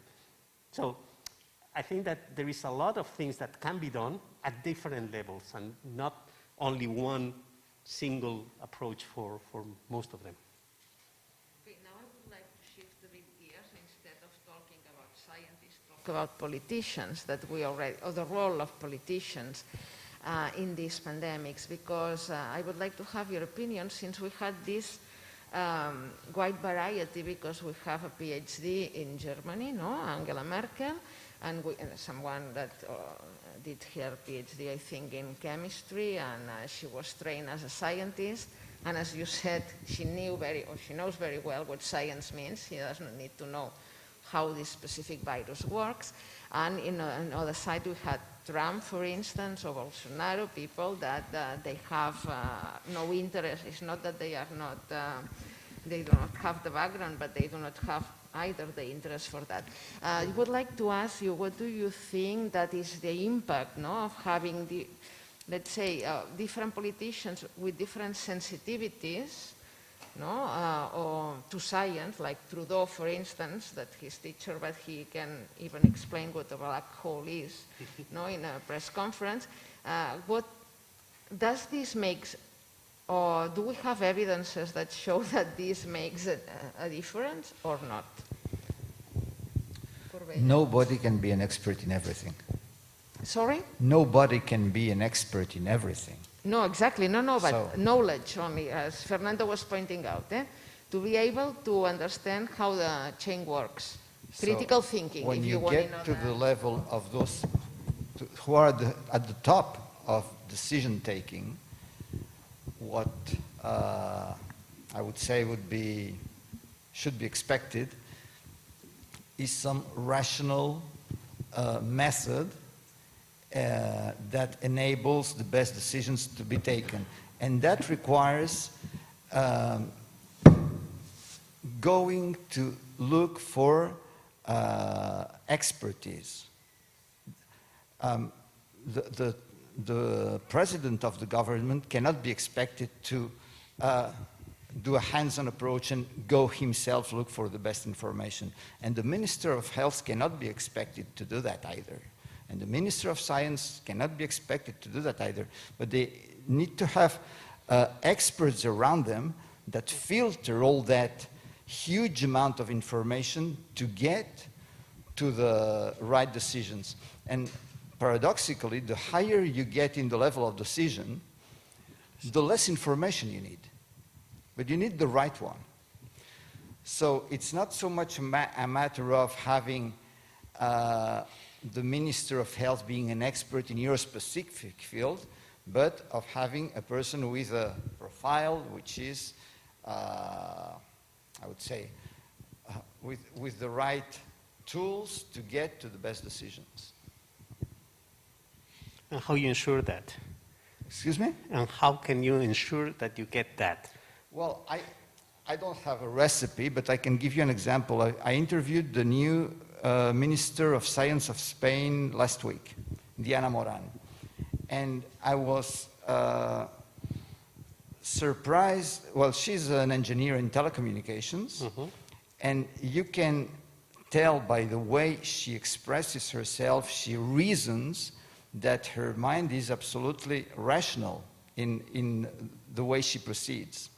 So maybe she will have to take decisions that are outside her field of expertise. But that kind of rationality of processing problems, trying to get to the right diagnosis and looking for the solutions and being able to understand advantages and setbacks and and balancing benefits and problems. That is the way to get to the right decisions.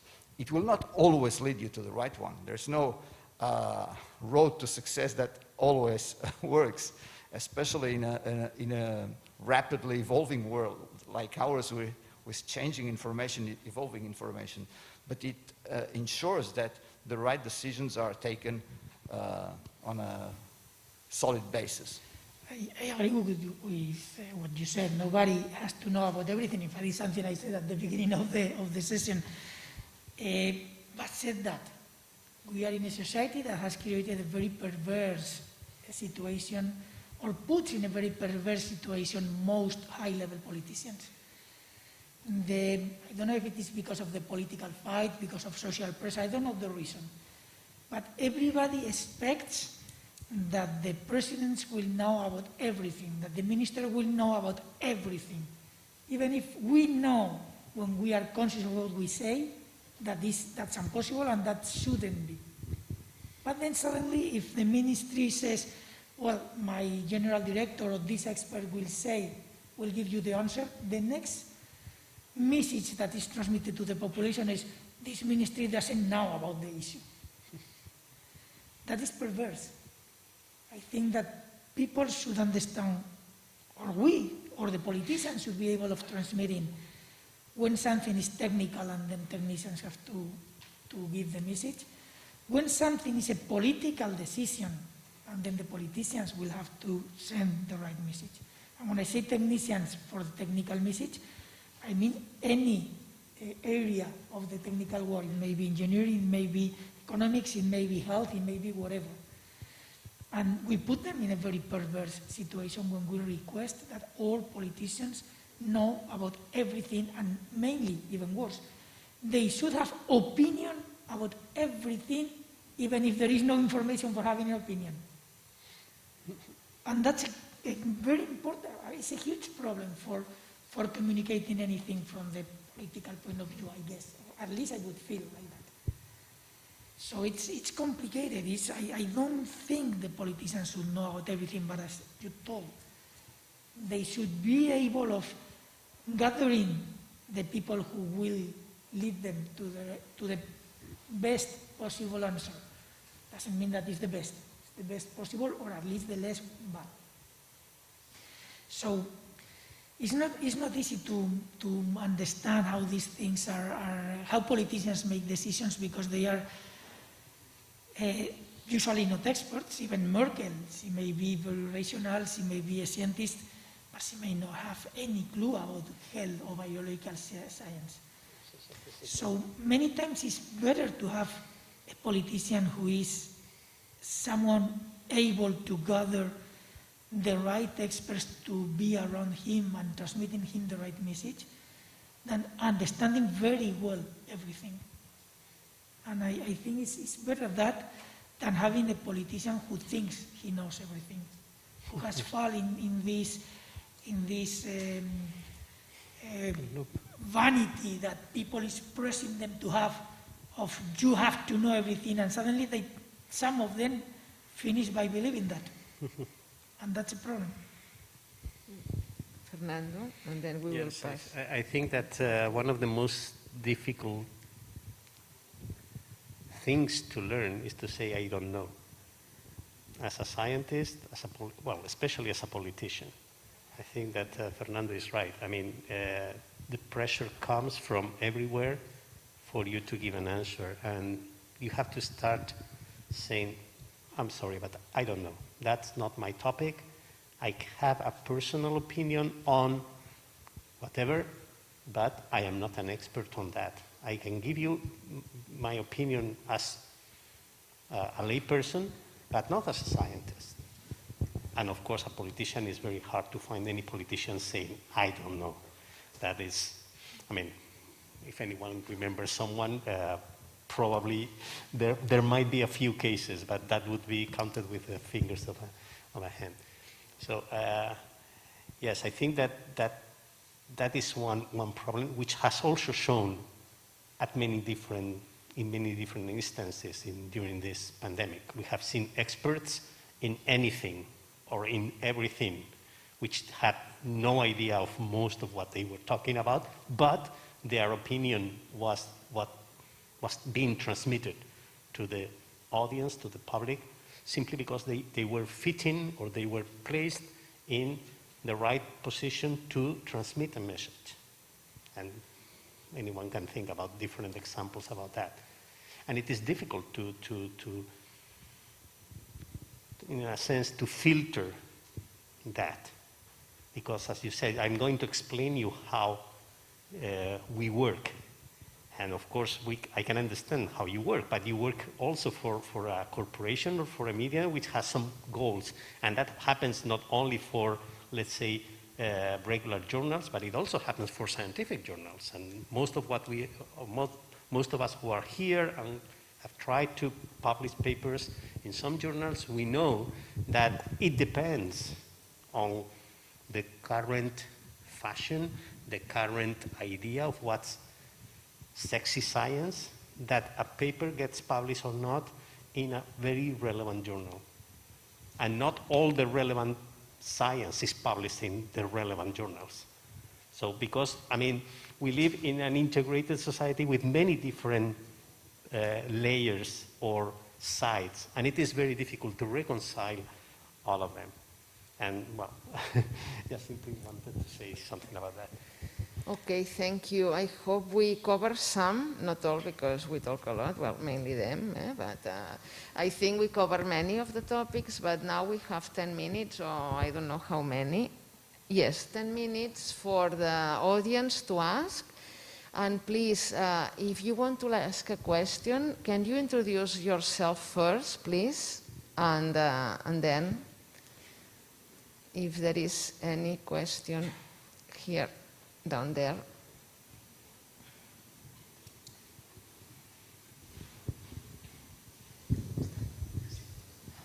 Hi. So, well, I'm Elena Casacuberta. I'm a scientist, so I guess my questions come from the science perspective. And I have a question for each of you, so I just voice the questions and then I can pass the microphone. So for you, Josep, I was wondering how you deal now with this. So the span of attention, I think it's gone completely, probably for most of the people. They don't want to keep reading about the pandemic or so. But on the other hand, there is still the need of information because the pandemic is evolving, things are changing. So although there is no sense of novelty, there are still some things that need to be communicated. No? So my question for you is, how you deal with that from the scientific journalism perspective. Then for you, Fernando, I was wondering from the very beginning of the pandemic, actually, about the language that was used at the beginning. That it was a language of more like a battle, of a war against the virus. No? How do you think? Because people were saying, you know, we are gonna fight this back, we are gonna win. No? So how this language from the beginning influenced somehow the perspective of the citizens, that this was going to have an end, and it wasn't going to be a relationship that, you know, it's prolonged in time, and it will be evolving, no? Actually, that will be changing from the virus. And from you, Fernando Gonzalez, I wanted, so I think we all agree that it's true, that maybe it wasn't specific knowledge or specific literacy in specific topic what was missing, but how science works. No? So we all agree in that, and self-correction from the scientific world is something that we have very much assumed, but it's probably not how the people sees us. No? So do you think we now, after these 2 years, almost these 2 years, we have increased the knowledge of the people of how science really works? May I begin? So how do we deal with the fact that after 2 years people don't pay so much attention? Well, it has not gone to zero. The thing is, if you look at what we were publishing, for instance, in La Vanguardia in March, April, May 2020, we were publishing 6-8 pages every day about COVID. Now we are publishing maybe 1 page, but this 1 page has to be done as well as always. So you say there's no novelty. Yes, there is novelty. Things keep evolving, and we are now in a situation in which we had not been in any previous moment in all the pandemic. This wave that we have now is different to every previous wave. So we have novelty. And what we do now is what we have always done, which is ask ourselves which is the most relevant information every day, look for that information, or try to find it. We don't always find it. And then explain it the best we can. And that's it. There's no secret. It's not a secret recipe. It's just trying to know you have a responsibility to look for the best information and explain it the best way you can. And now we are volcanologists. Well, no, we are journalists. No, it's the same. We speak with volcanologists, and when we have to explain what they tell us. Well, about my question, the world language. To be honest, I perceived this world language that was all over. I'm not sure if it was the message coming from the institutions. Some, of course. I think it was more a social perception, or maybe some media or some people from the institutions who used that. And of course, I probably used that time to time, but I made a real effort not to use. In general. Yeah. But I personally tried to do an effort not to use this kind of war language. I don't like this kind of language, and I try not to put in the terms of black and white, zero or all, or whatever. I try to make people to understand, or for myself even, to understand that things are not that clear and that easy. This is the view I try to transmit, but it's true that even myself, even doing this effort for not using that, I did.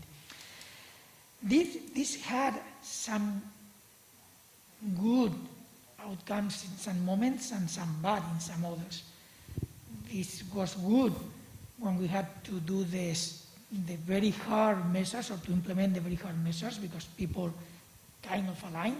I can understand that these kind of messages could help. I don't know if it was, but could.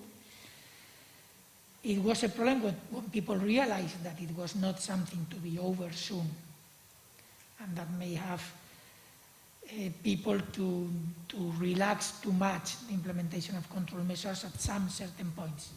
But it is also because tiredness, because people was bored, fed up, whatever, of applying those control measures of something that is lasting much longer than some people expected. Still, I think that there was a very strong message that I think went into the Spanish population since the very beginning. At the very beginning, we start saying that we had to control the transmission. We had some tools for controlling this transmission, were non-pharmaceutical measures, because we didn't have any pharmaceutical measure. But it's true that there was always this message behind, that we will exit this problem, will come out of this pandemic when everybody is vaccinated, when we get a vaccine and everybody in the world is vaccinated. And I think that helped to make the mind of the Spanish people to understand that vaccination was the key point. And probably is one, yes, I would like to think that, but it's just an opinion. I'm very clear, it's an opinion, that this message has something to do also, together with tradition and many others, with the high levels of vaccination we have reached in Spain. That could be one of the reasons. But it's true that I don't think we should, this is not a war against nature. We are all together. Nature is nature. Nature is good. We want to keep diversity. What we don't want is to get nature to kill us. And we want nature, diversity, good climate. We don't want the global change to affect us. I mean, if it was for us to disappear and the reindeers or the deers or the birds to keep on, we wouldn't care. We care because of us. And I think that's the point. It's not a war. We have to learn to live together. But it is interesting because that was the same message in France. Macron was saying, on va battre le virus, we are going to defeat the virus.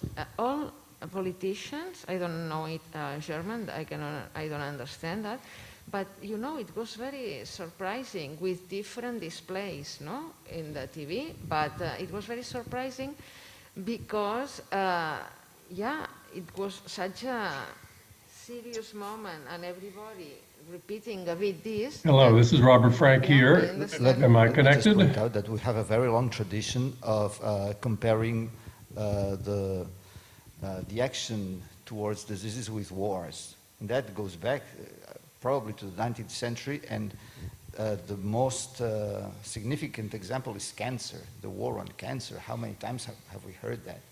So it was not such a surprising thing that so many people interpreted this as a fight against the virus. Yes, I think that's because any enemy that attacks us, we are using the word, the war analogy, and it brings all the subsequent. Regarding the question by Elena, I don't have information about that. It is probably difficult to gather precise information, but I doubt it.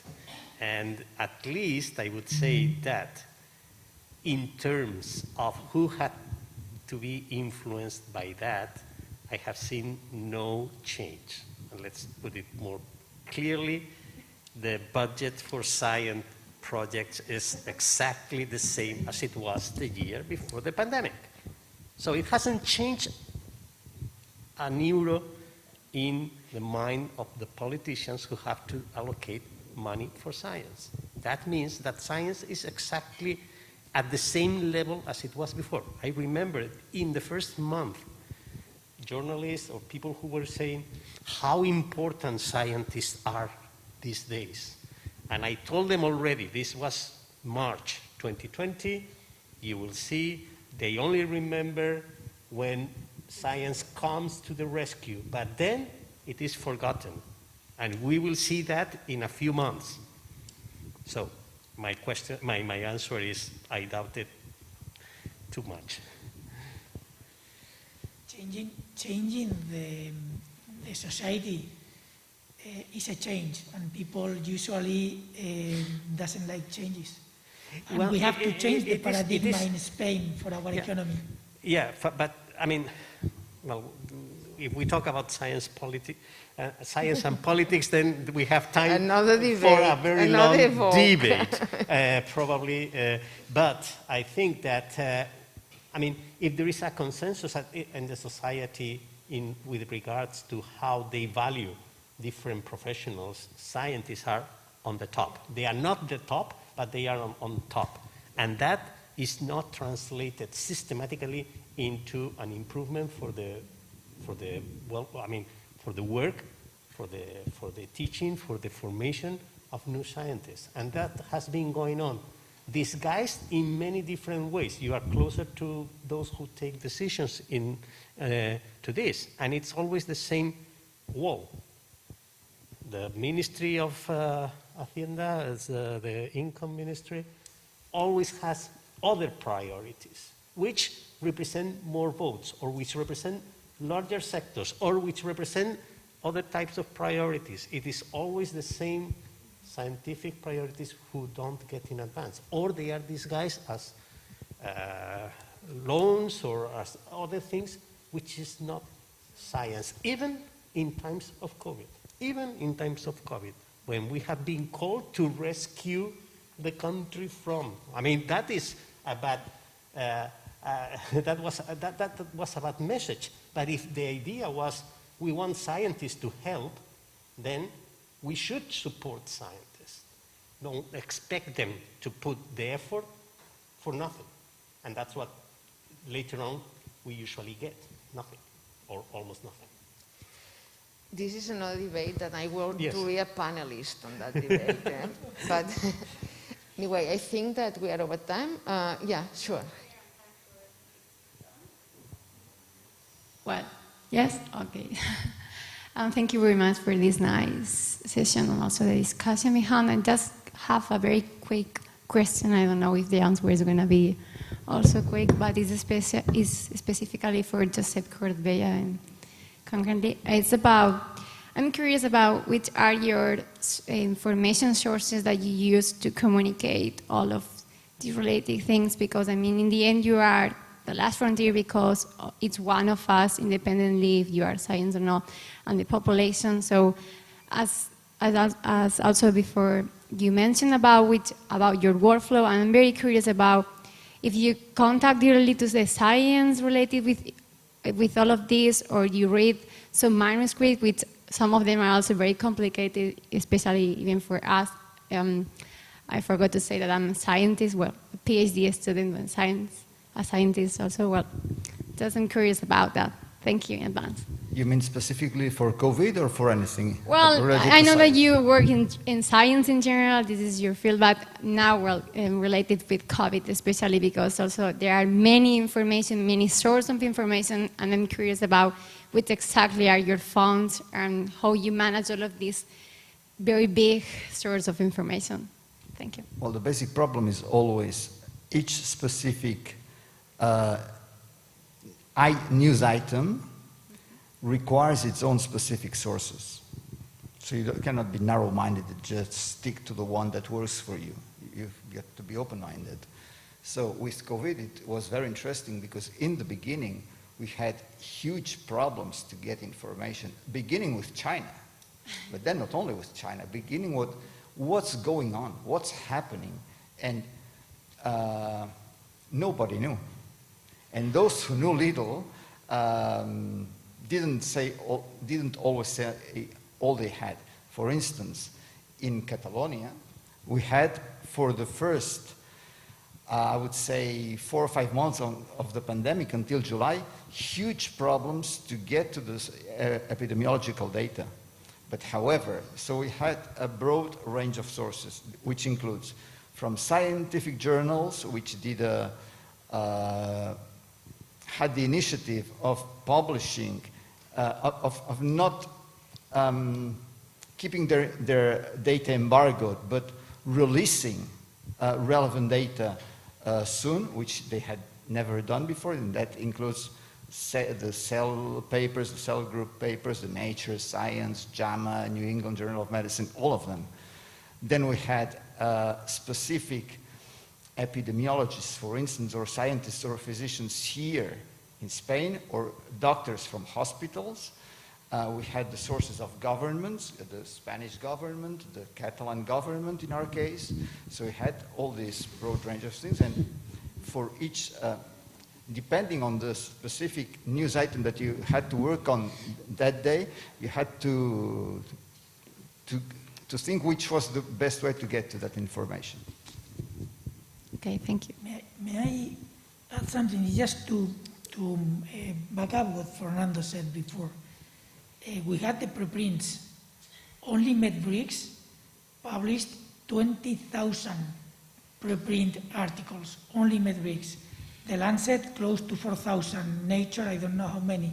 If you put together all the preprints, they are several designs of thousands of articles.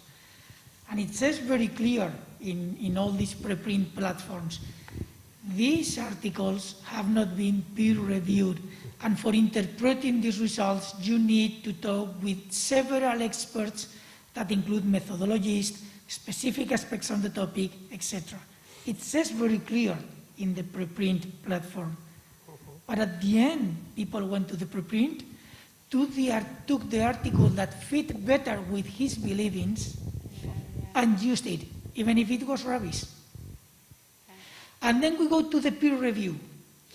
The peer review doesn't warrant the article is perfect. It only reduces the probabilities of being too bad. When you send an article for peer review, you send it to 2 or 3 reviewers. And the reviewers may be good at the method or at the topic. very rarely are good at both. So they may say the method is good, is well applied, but maybe the question is not relevant. And he cannot say that. Or the other may say, well, the question is relevant, the conclusions are very interesting, but he can say nothing about the appropriateness of the method for responding the question. So bias can be also in the peer-reviewed. We have to be always very critical readers for everything in science. And we have to be always, as Fernando said, challenging everything. Always. Repeating the same thing because someone did is good for learning, reading what they did, but it's not good for finding new results, repeating always the same. As Einstein said sometimes, some decades ago. We have to base our new knowledge in what was done before, for helping us or for refuting it. But we have to use the previous knowledge. But if we want new results, we need to use new methods. And we have to be always very critical with what we read. Okay, thank you very much. I think that we covered several aspects. I think it was very nice. At least I learned a lot of things. And I would like to thank Josep Corbella, Fernando, Simón, and Fernando Gonzalez, and all of you, of course, for being here. Thank you very much. Bye.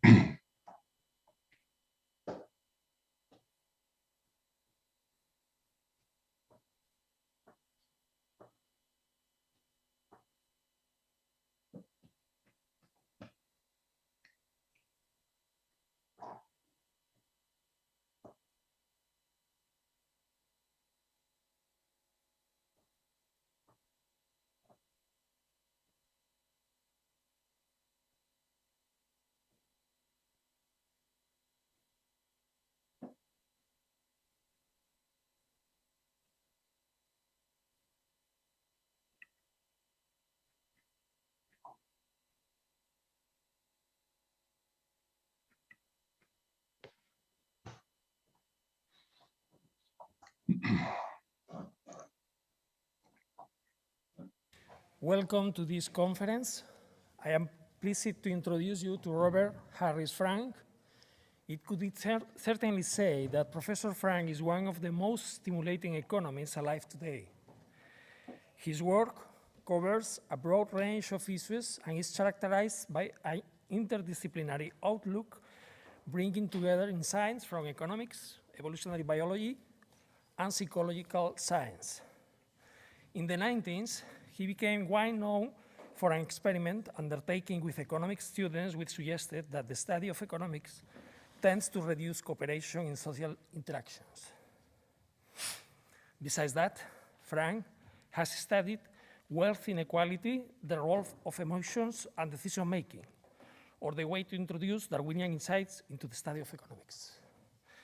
So, for me, it's a pleasure to introduce Dr. Frank. Please, Frank, it's your time. Thank you so much. And again, thanks to the organizers for inviting me to speak to this gathering. It's a very exciting opportunity for me to see a large group of people interested in how Darwin's ideas might help them better understand what they're doing. I'm going to see if I can share my screen with you now.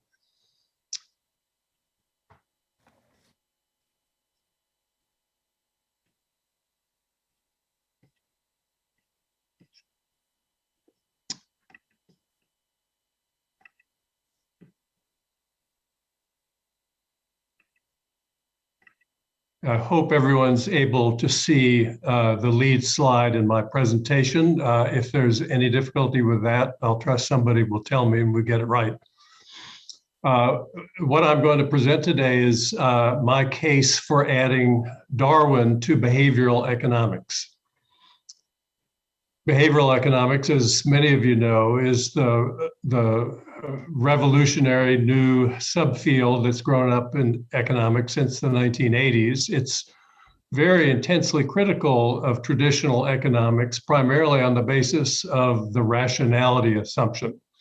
Behavioral economists have argued that people are not really as rational as economists assume, that even when we have enough information to get the right answer in a simple problem, we often make systematic mistakes. And that's the reason that the traditional economic model fails to deliver on Adam Smith's invisible hand claims.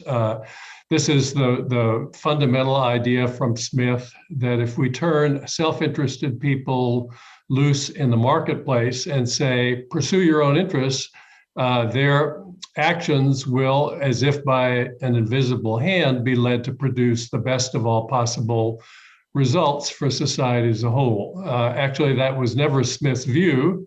He was much more circumspect about the invisible hand idea. What was amazing to him was that you often got good results when self-interested people pursued their own interests in the marketplace. Not that you always did so. He was very much in favor of a whole variety of regulations, much as we see in most modern economies today. The behavioral economics movement grew originally out of the work of the Israeli economists Danny Kahneman and Amos Tversky. Tversky moved to Stanford later in his career. He is known for having said at the time, "My colleagues, they study artificial intelligence. Me, I study natural stupidity." he and Danny Kahneman had collected a large inventory of situations where people make basic mistakes, even though they've got all the information necessary to arrive at a correct solution to whatever problem they're trying to solve. Pictured below on this screen is Richard Thaler. He was my Cornell colleague in the 1980s. After I returned from my first sabbatical, he and I spent long hours talking together about the many ways we had each seen that people don't do exactly what economic models say they will do. I had the opportunity to teach what I still believe to have been the first undergraduate behavioral economics course ever taught. There was no standard syllabus, obviously, in those days. It was necessary for me to organize the material afresh, and I decided to call the course Departures from Rational Choice. I regret that title now. I think it encouraged many fruitless debates about what it means to be rational. But that was the title I chose, and I organized my material under two main headings. One was Departures from Rational Choice with Regret. So for example, that would be an example of the standard behavioral economics finding that people tend to take sunk costs into account when they make decisions. Rational individuals will ignore sunk costs. If you can't recover a cost, why should it influence what you do in the future? I call those irrational behaviors with regret, because when people learn why they're irrational, they seem to be motivated to change their behavior. They want to try to ignore sunk costs. My second main heading was Departures from Rational Choice without regret. An example being, everybody stands to get a better view. Nobody sees any better than if everybody had remained comfortably seated. Collectively, it's irrational for all to stand. It would be better if everybody remained seated, but individuals do not regret standing because failure to stand means you don't see at all.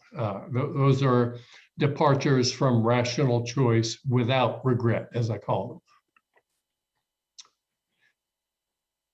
These are often situations in which the individual's interest is sharply divergent from the interests of the group.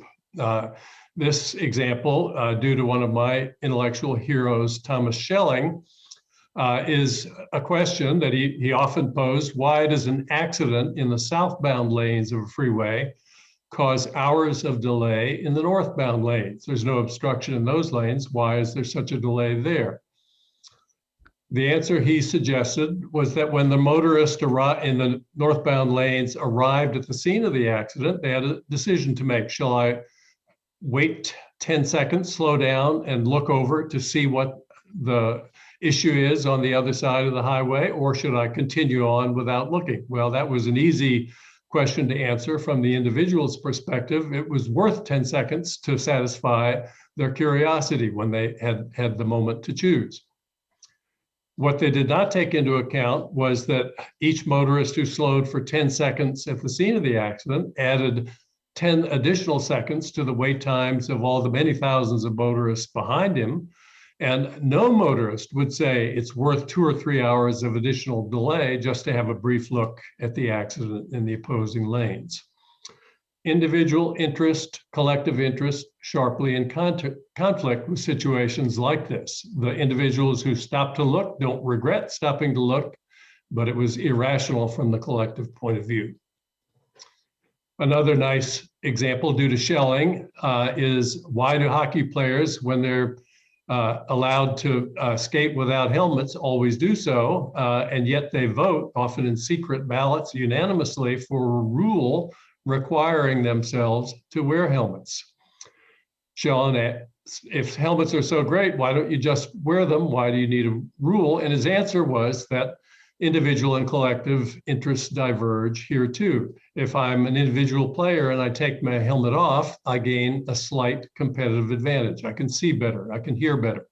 Maybe I'm better able to intimidate my opponents because I'm crazy enough to skate without a helmet. The opposing players have a best response to that move, and that's to take helmets off themselves. And the equilibrium in that contest is that everyone skates without a helmet. That means the odds of each team's winning are the same as before, and yet everybody is exposed to higher odds of injury. It's much, much better from everyone's point of view to adopt a rule requiring helmets. And note here that a simple nudge will not solve the problem. We cannot post a sign in the locker room saying, caution, skating without a helmet involves risk of severe injury. They will, in any case, skate without helmets. In response to a sign like that, we need a mandate, something that says, unless you wear a helmet, you're not eligible to play. And here comes Charles Darwin, whose main thesis was that traits are selected largely because of their impact on the reproductive fitness of individual animals, not groups of animals, but individual animals. He knew that traits that benefit individuals often benefit larger groups as well. That's true of the keen eyesight of the hawk, for example. But as Darwin was keenly aware, traits that benefit individual animals are often sharply in conflict with the interest of larger groups.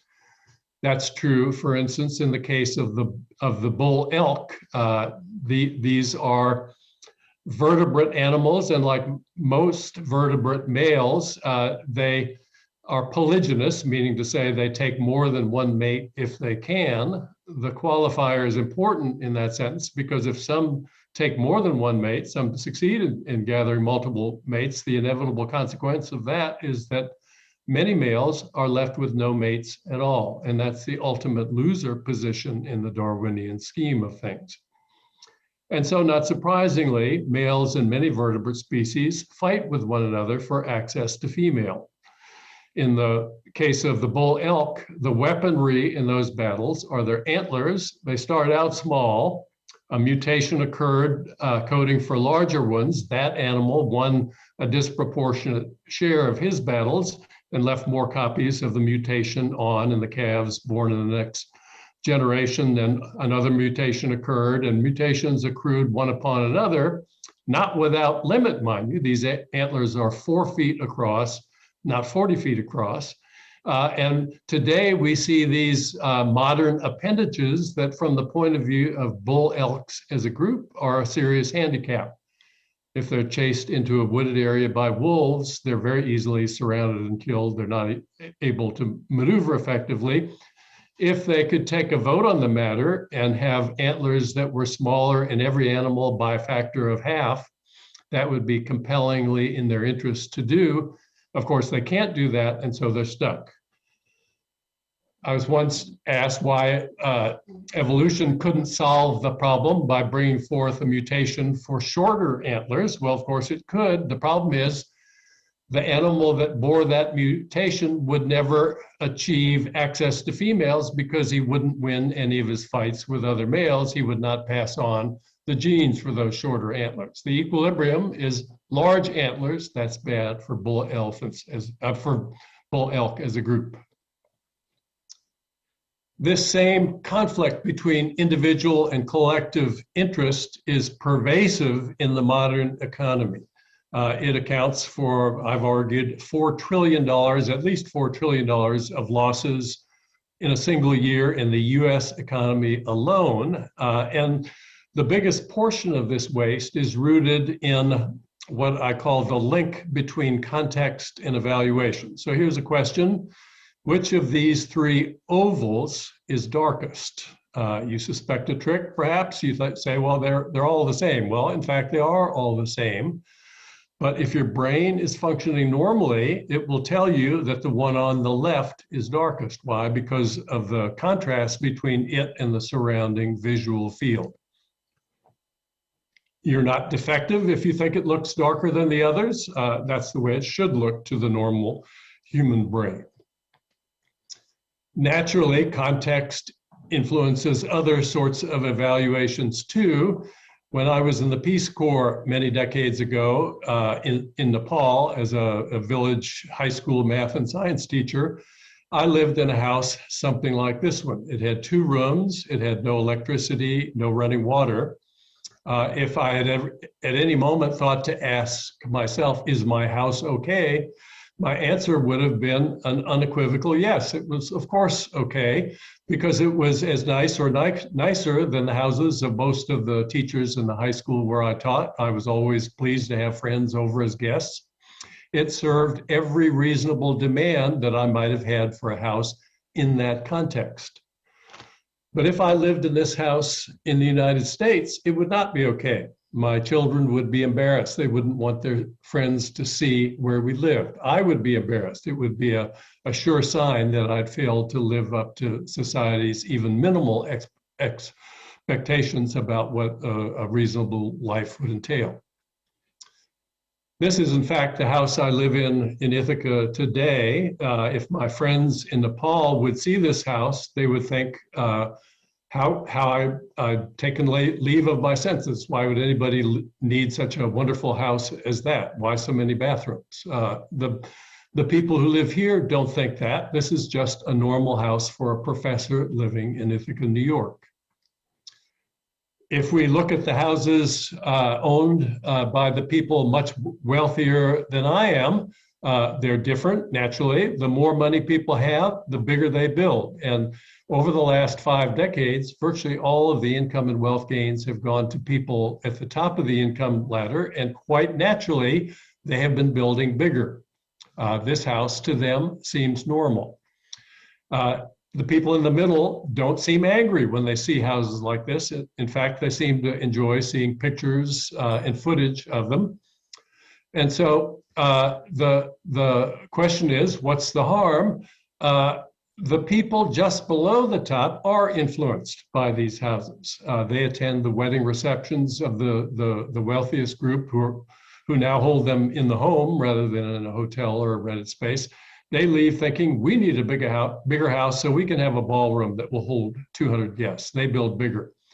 Their friends come for dinner and leave thinking, we need a bigger dining room. We need one that will seat 18, not just 12. They build bigger, and it cascades all the way down the income ladder. And without referring to what I call that expenditure cascade, it's just impossible to explain why the median new house built in the United States today is 50% larger than its counterpart from 1970.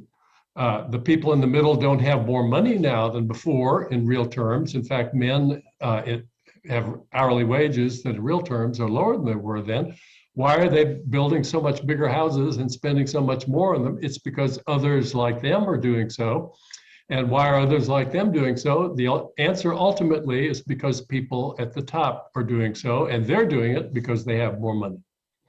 We see the same cascade in a host of domains. So that last 2 years ago, the average wedding reception in the United States cost $36,000 in inflation-adjusted terms. It had cost only $12,000 in 1980.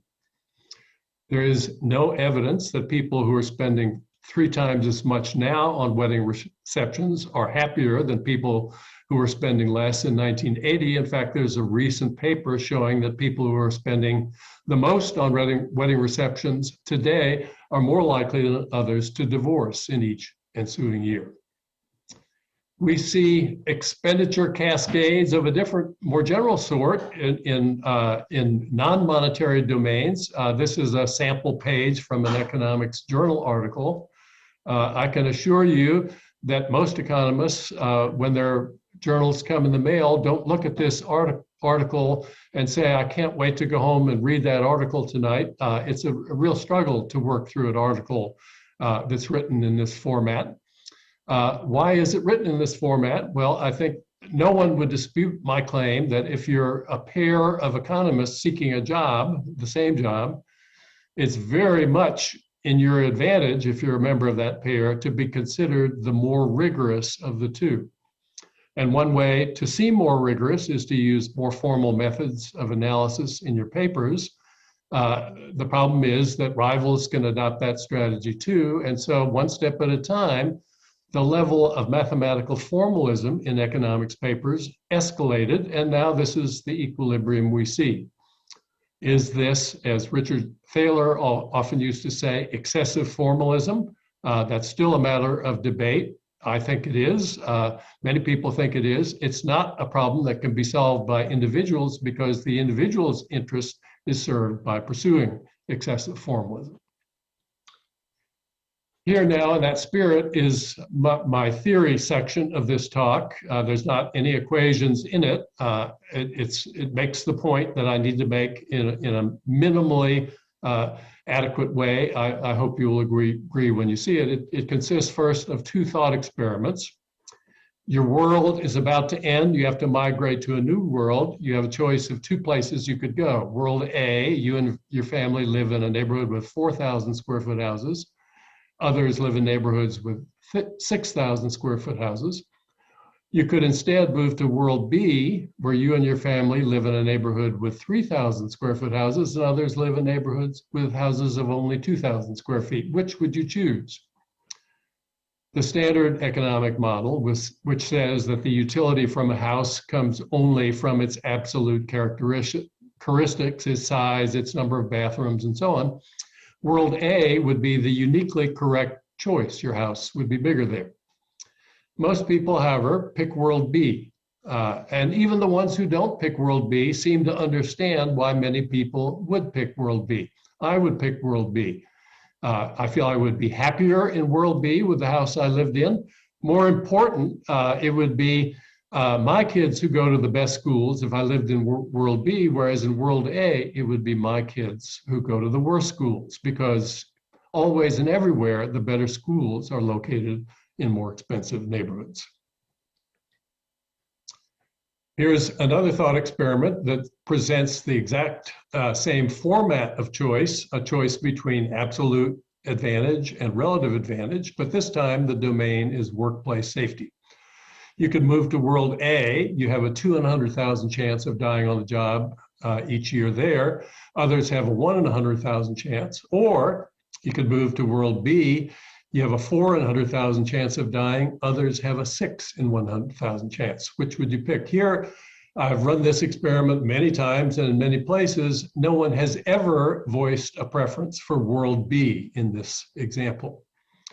Everybody seems to think that if the only way to have a relatively safe job, which would be nice in the abstract, is to move to a world where my chance of dying would be twice as high every year, that's not a trade I'm willing to accept.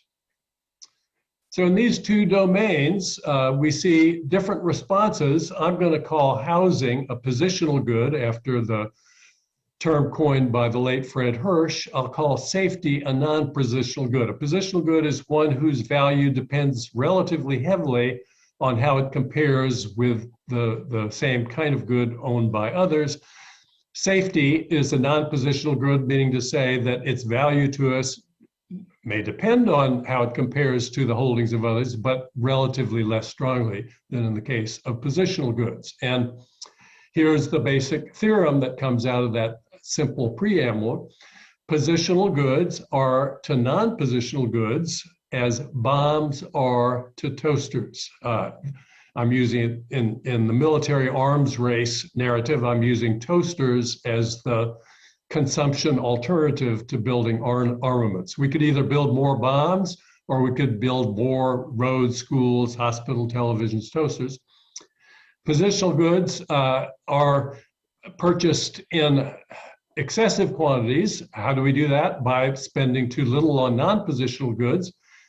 Likewise, bombs we build in excessive quantities. How do we do that? By building too few consumption goods, too few toasters, too few schools and other consumption goods. And the logic of that is unchallenged in the military arms race narrative. It's that relative armaments holdings are much, much more important than relative consumption holdings. We don't like it when others have better toasters than we have, but we can live with that. If others have more bombs than we have, that puts our political dependence at severe risk of loss.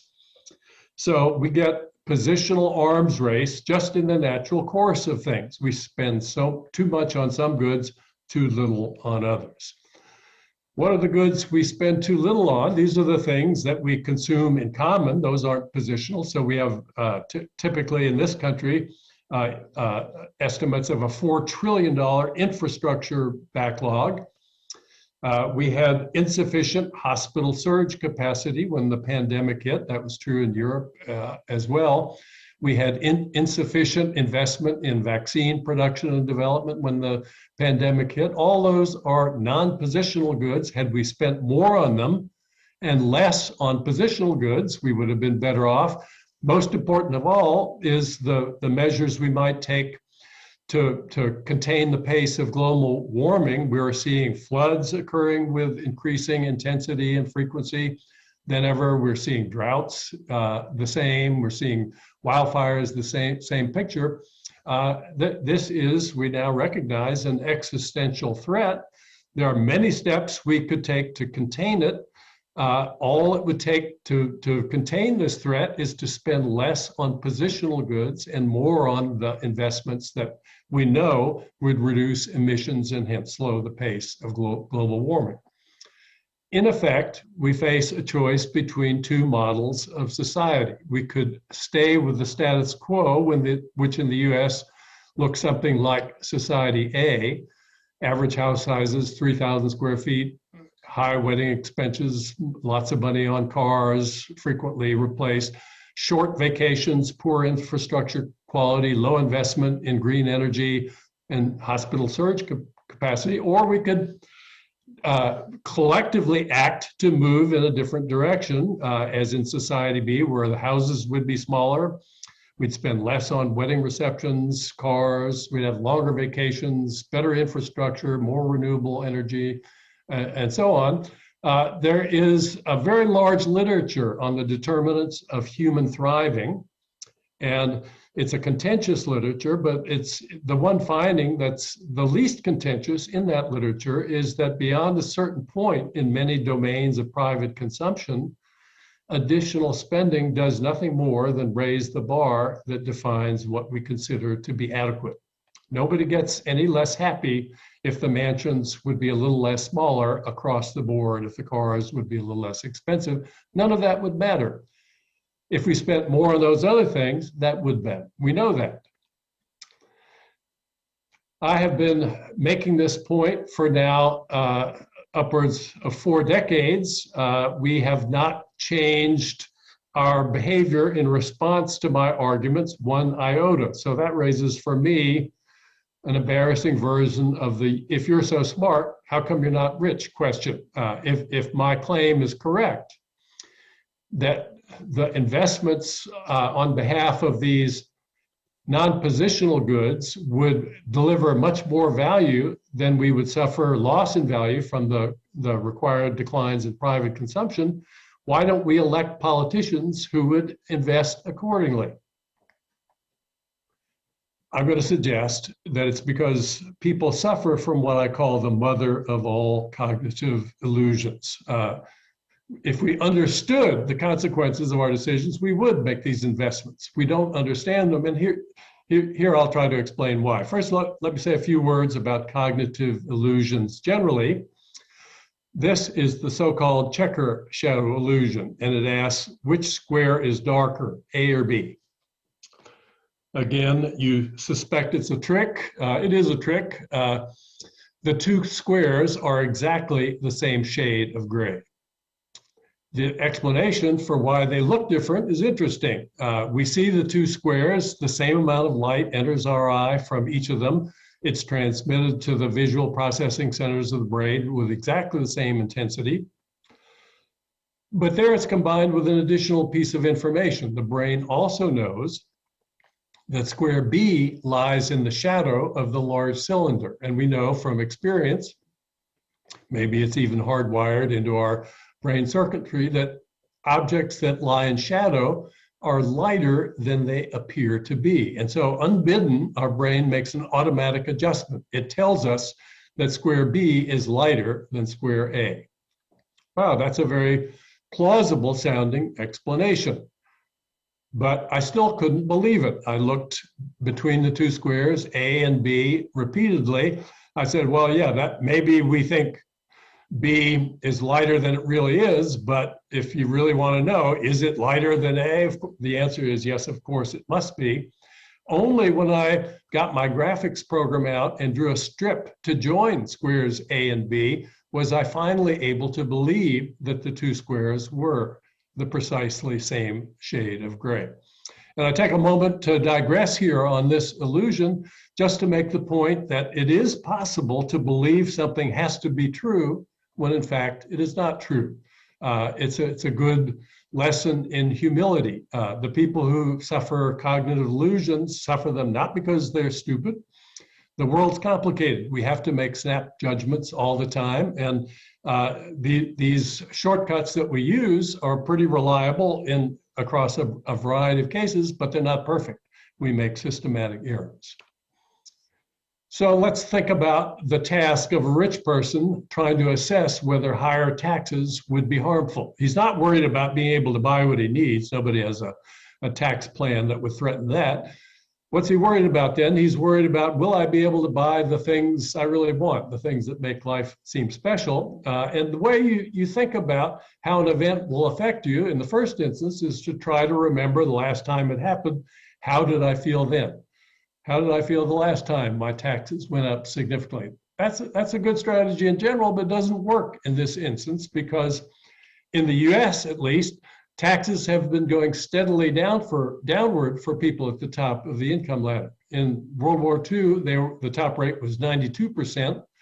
When I graduated from college in 1966, it had fallen to 70%. In 82, it was 50%. It's now 37%.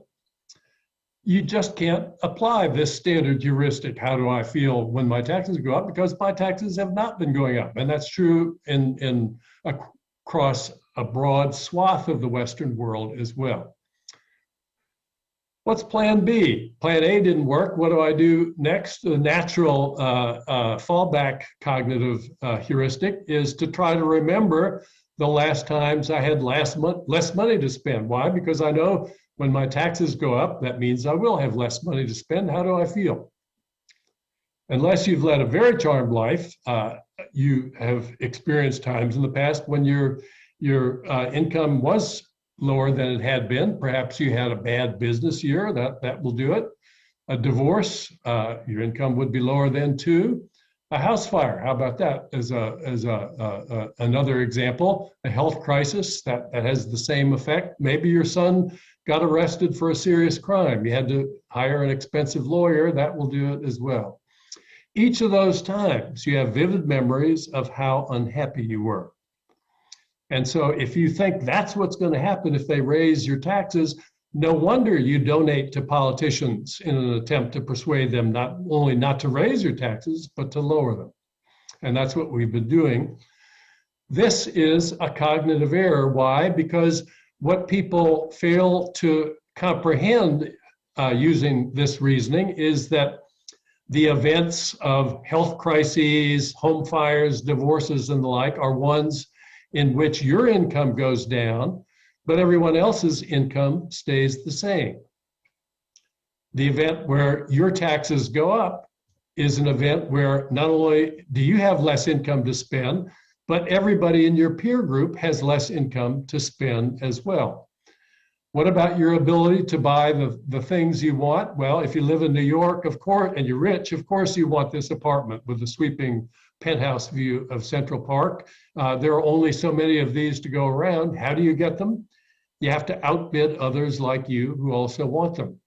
And the basic problem is that when your taxes go up and their taxes go up, your bidding power for these goods is completely unaffected by that. If you're worried that a foreign oligarch might outbid you, a simple solution to that problem is to pass a foreign transactions levy on the sale of properties like this.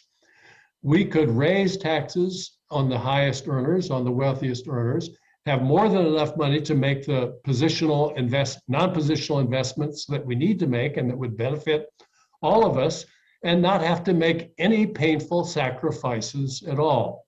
It sounds too good to be true, but that's the conclusion that follows in a straightforward, logical way from the basic premises that positional goods depend more heavily on context than non-positional goods. How am I doing on time? I know we got started late. I have another brief discussion I'm prepared to take you through on the evolution of preferences. I can dispense with that if we don't have time, but it'll take me 5 or 10 minutes to do it if we've got that much time left. And I'm not hearing anybody bark in my ear to not do it. So let's talk about how preferences evolve in the Darwinian scheme. These are not 2 types of birds, but 2 types of dispositions in a single species. The hawk, an aggressive type, and the dove, a peaceful type. They meet. There are only these 2 types. If 2 doves meet, they share the food source that they've encountered. They get 4 calories each. If a hawk meets a dove, the dove surrenders to the hawk. The hawk gets 8 calories, the dove gets none. If the 2 hawks meet, they fight, and their losses from the fight are so much that their net payoff, despite sharing the 8-calorie food morsel, is to lose 6 calories each. We can use these payoffs to construct frequency-dependent payoff structures for hawks and doves. Those are graphed here. I'll share the slides with the organizers later. Don't feel you need to follow the details of this, but the equilibrium is the point where these 2 payoff structures cross. The average payoff per individual is 2.4 calories each at the equilibrium.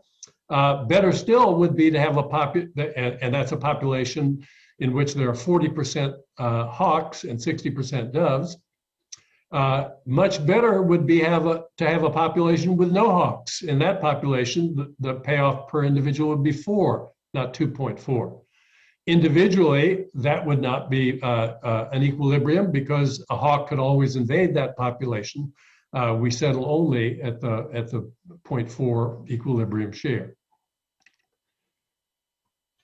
Analogously, let's imagine a social dilemma where a standard prisoner's dilemma, cooperate or defect. If you could identify cooperators at a glance, if there were dispositions that governed what you did in these dilemmas, then the cooperators would see the red birthmark on the foreheads of other cooperators, and they would pair selectively with them. Defectors would want to pair with cooperators too, but no cooperator would deign to interact with somebody who lacked a C on his forehead, so they would be stuck with the lower payoffs that mutual defectors get. And that would be the end of the story. Well, we're not in that world. We have a world where there are plenty of defectors left. And so the process by which we identify who's a cooperator and who's a defector is imperfect and is very much similar to the process that Darwin described in his 1872 book, The Expression of Emotion in Man and Animals. These are the same dog drawn by Darwin's artist in 2 different emotional settings. In the left panel, the dog is in the attack mode. He's ready to do battle with a rival over a bait or a bone or some other resource. Every feature of his posture is serviceable. His eyes are round and darting about the visual field. His ears are pricked forward. His fangs are bared.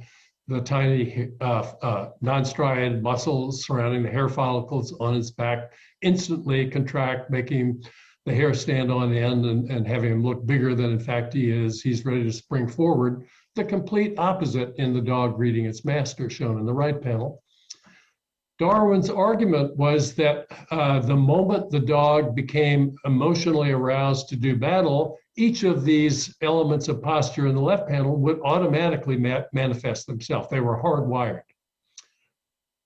And it was true, therefore, he reasoned, that we had, in effect, a window into the dog's brain. We could see the electrical activity in the dog's brain and make correct inferences about what was going on there.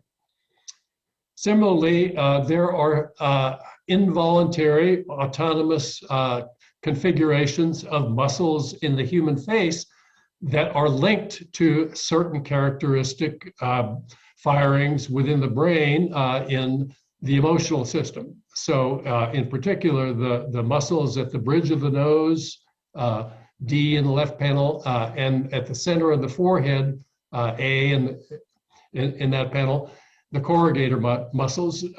When you experience a certain emotion, they constrict in tandem in such a way as to elevate the eyebrows at the center of the face and have them fall off toward the edges, and to furrow the muscles in the brow to produce this characteristic pattern. This slide I produced myself. I have no previous training in art. In any country, respondents could identify the emotion being experienced by this person, I'll put in scare quotes, as being somewhere related to concern, sadness, guilt, empathy. It happens automatically when you experience emotions of that sort. It's very difficult to construct this emotion by voluntary movement. Some people can do it. Actors learn to think of an experience that provoked the emotion, and then they automatically express that fear. It's an imperfect signal of whether your partner would feel bad if she cheated you in a circumstance where no one could tell whether she had done so. But when we choose trading partners, that's what we're looking for. We're trying to predict who would cheat us, even when they know no one would know that they had done it. This picture is not very clear from the source I took it from, but the boy at the moment is witnessing his dog receive a hypodermic injection from the veterinarian. He imagines that his dog is experiencing great pain. Of course, the dog doesn't seem to be experiencing any pain at all, but nobody thinks the boy is just pretending to feel his beloved dog's pain. We can make relatively reasonable predictions about what people will do when they're out of earshot, out of sight.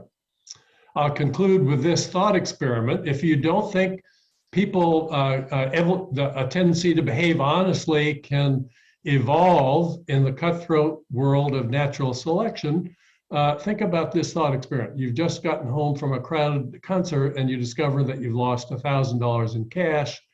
It had been in an envelope in your coat pocket. It fell out when you put your coat on.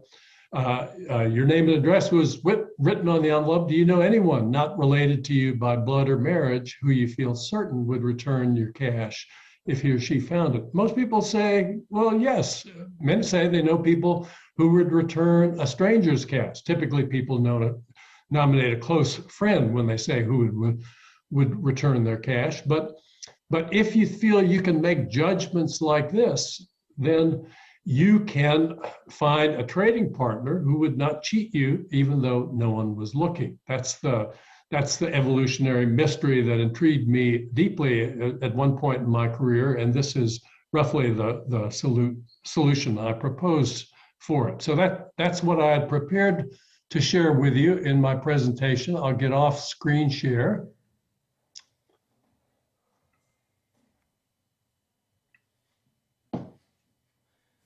And trust the organizers to explain to me what happens next.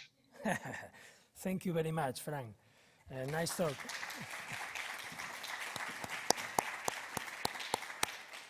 Well, unfortunately, we have not much time for questions, but at least a couple of them. So please, if you have any questions, just...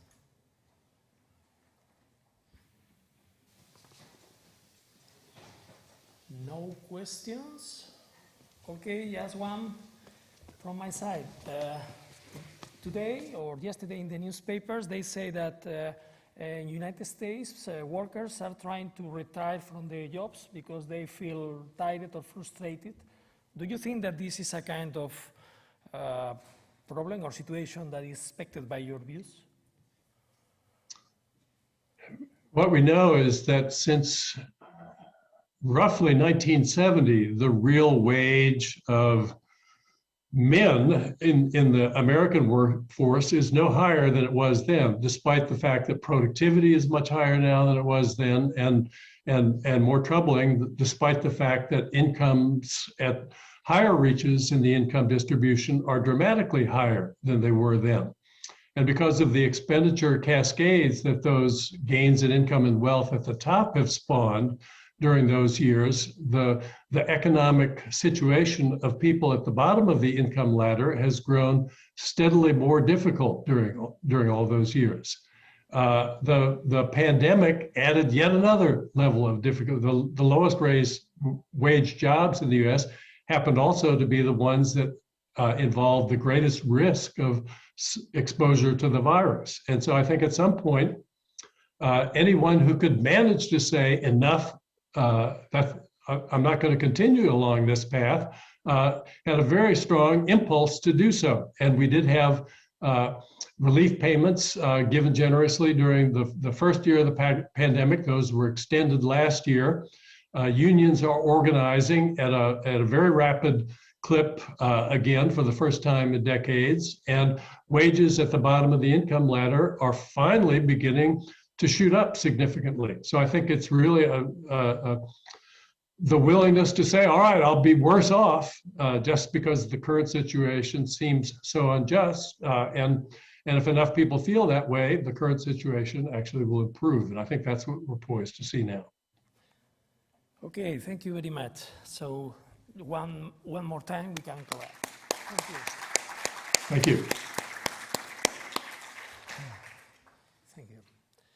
Okay, now we go to move to the next talk. Thank you, Fran. Thank you.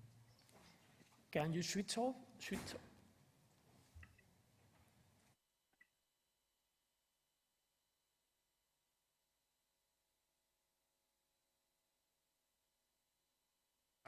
Unless people have a problem, I think we have enough distance from the stage. I'm going to take off my mask so that we can better hear me. Can we get the slides?